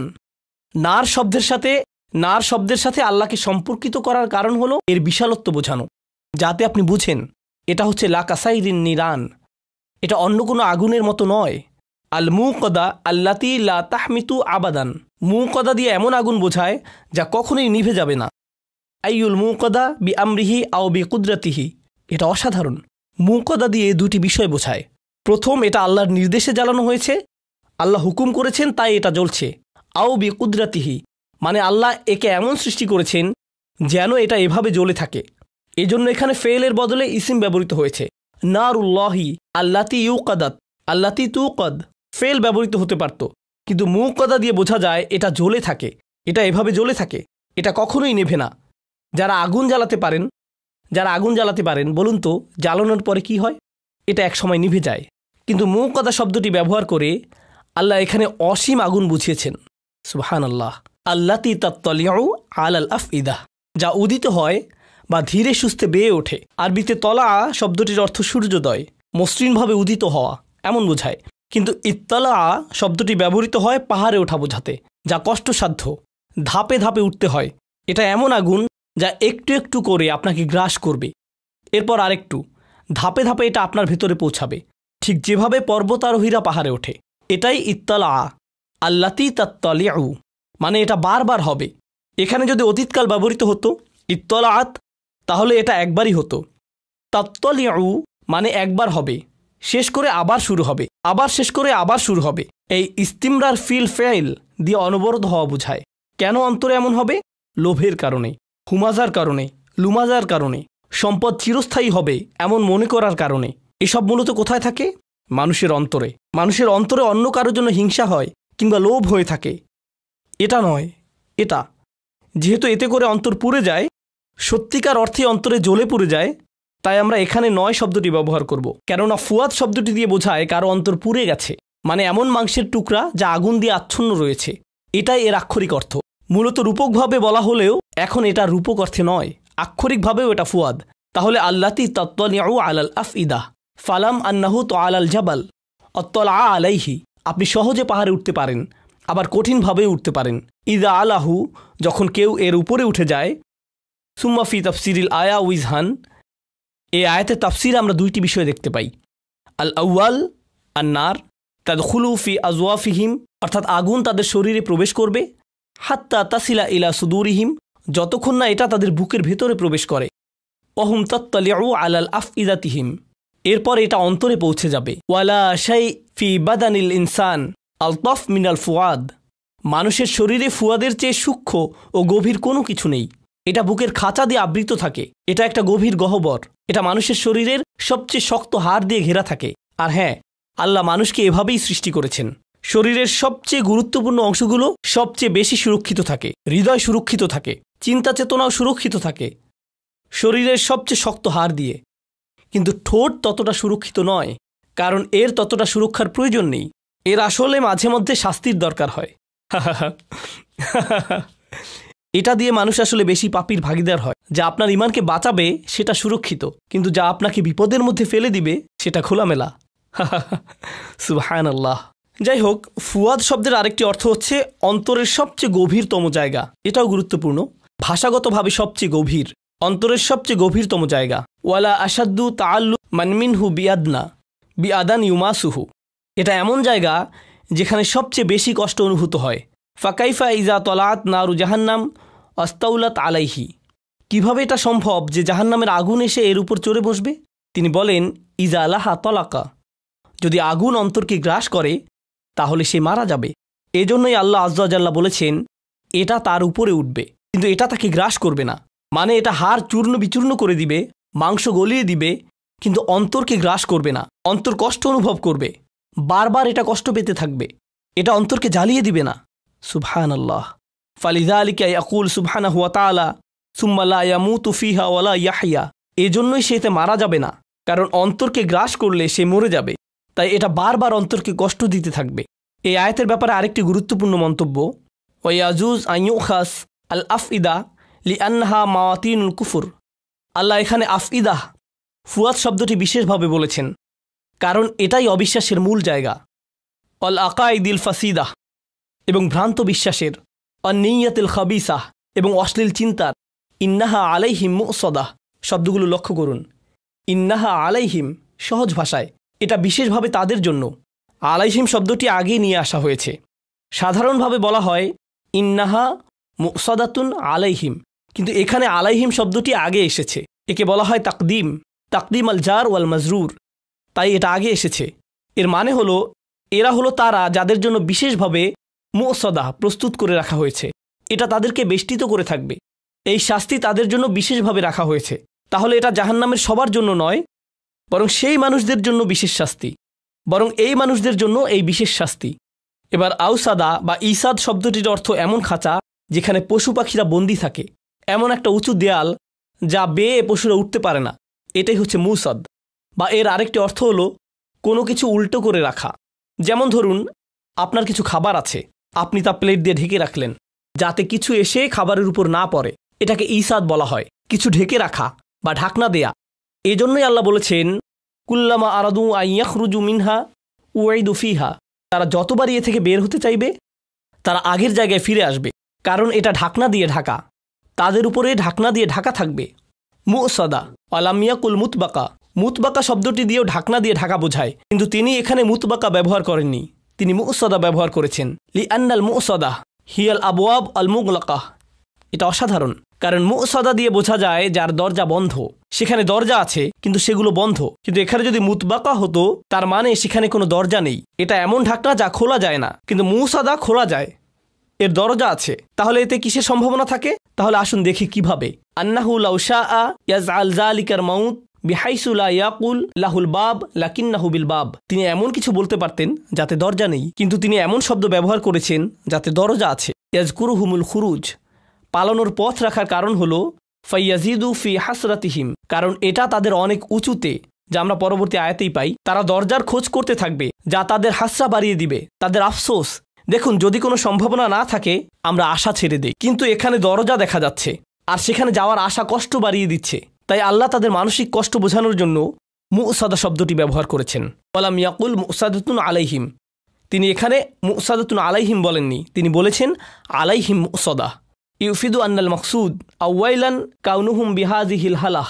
এর একটি মাহাত্ম্য হলো যাতে তারা উপলব্ধি করে যে তারা কেমন অবস্থায় থাকবে।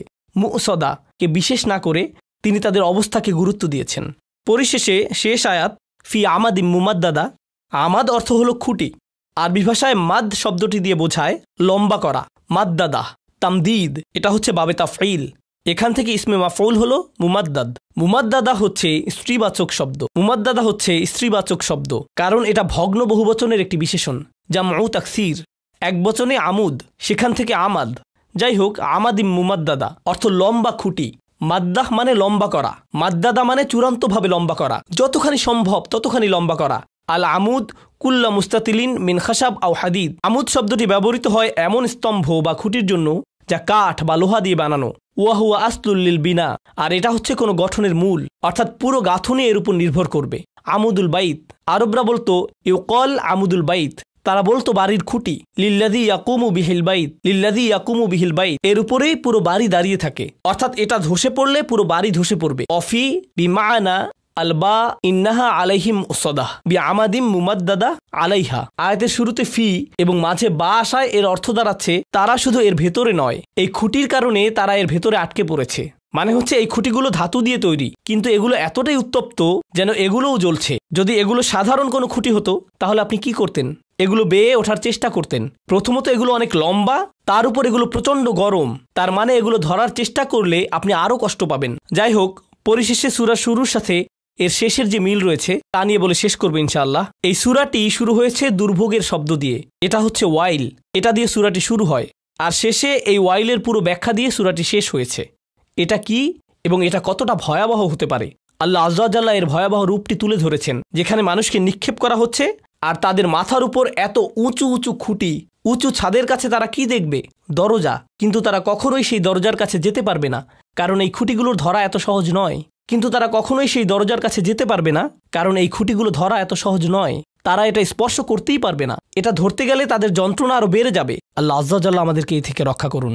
পরিশেষে এই সূরা শুরুতে আল্লাহ আযজা ওয়া জাল্লা কুল শব্দটি ব্যবহার করেছেন, যার অর্থ কেউ যেন না ভাবে যে সে এই শাস্তি থেকে মুক্তি পাবে, আমরা যেন এই শাস্তি নিয়ে ভীত হই। তাই আমি বলি যে আমি এটা সূরা শুরুতে বলেছি আর শেষেও বলছি, এটাই কোরআনের শেষ সতর্কতা। শেষ বলতে বোঝাচ্ছি যে এর মাধ্যমেই কোরআনে শেষবারের মতো সতর্ক করা হয়েছে। একই সাথে এতে বেশ কিছু চরম পরিণতির কথা বলা হয়েছে, যা আপনারা এতক্ষণ শুনলেন।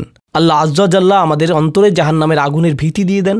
জাহান্নামের মতো নিকৃষ্ট একটি জায়গা যেন আমাদের কখনো দেখতেও না হয়। আল্লাহ আযজা ওয়া জাল্লা আমাদেরকে এবং আমাদের পরিবারকে জাহান্নামের আগুন থেকে রক্ষা করুন। বারাকাল্লাহু লি ওয়া লাকুম ফিল কুরআনিল হাকিম ওয়া নাফা'নি ওয়া ইয়্যাকুম বিল আয়াতি ওয়া যিকরিল হাকিম। আসসালামু আলাইকুম ওয়া রাহমাতুল্লাহি ওয়া বারাকাতুহু।